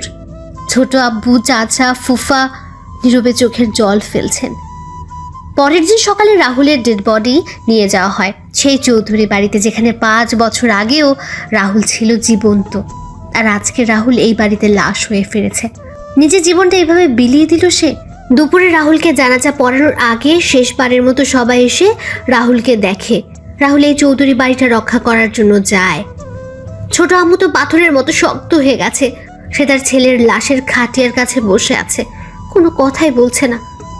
উর্মি এসে রাহুলের পাশে বসে রাহুলকে জড়িয়ে ধরে বলল, এত অভিমান করলে আমার উপর তুমি একটিবার ক্ষমা করে দিয়ে আমায় তো আপন করে নিতে পারতে। আমি তো অনেক খারাপ, তাই তো তুমি আমায় এইভাবে ছেড়ে চলে গেলে। কি শান্তির ঘুম ঘুমাচ্ছ, তাই না? তারপর রাহুলকে নিয়ে যাওয়া হয় মসজিদে, জানাজা পড়িয়ে নিয়ে যাওয়া হয় কবরস্থানে। রাহুল চলে যায় নিষ্ঠুরতম পৃথিবী ছেড়ে, অন্ধকার জগতের যেই কবরে যেতে হবে একা, শুধু নিজেকেই। রাহুলকে হারিয়ে উর্মিও পাগল হয়ে গেছে। চৌধুরী বাড়িটা পরিণত হয়েছে মৃত বাড়িতে। উর্মি নিজেকে সারাক্ষণ একটা রুমের মধ্যে আটকে রাখে আর রাহুলের ছবির সাথে কথা বলে হাসে, আবার কান্নাও করে। সব গল্পের সমাপ্তি আনন্দের হয় না, কিছু গল্পের সমাপ্তি হয় বেদনাদায়ক, বিষণ্ণতাময়, যেমনটা এই গল্পে হয়েছে। পরিশেষে একটি কথা, চাকর হোক বা কাজের লোক, তাদের প্রাপ্য সম্মানটুকু আমাদের দেওয়া প্রয়োজন। এই পৃথিবীতে কোনো কাজই কিন্তু ছোট নয়। মানুষ বেঁচে থাকে তার কর্মে, হয়তো রাহুলও বেঁচে থাকবে সবার মাঝে।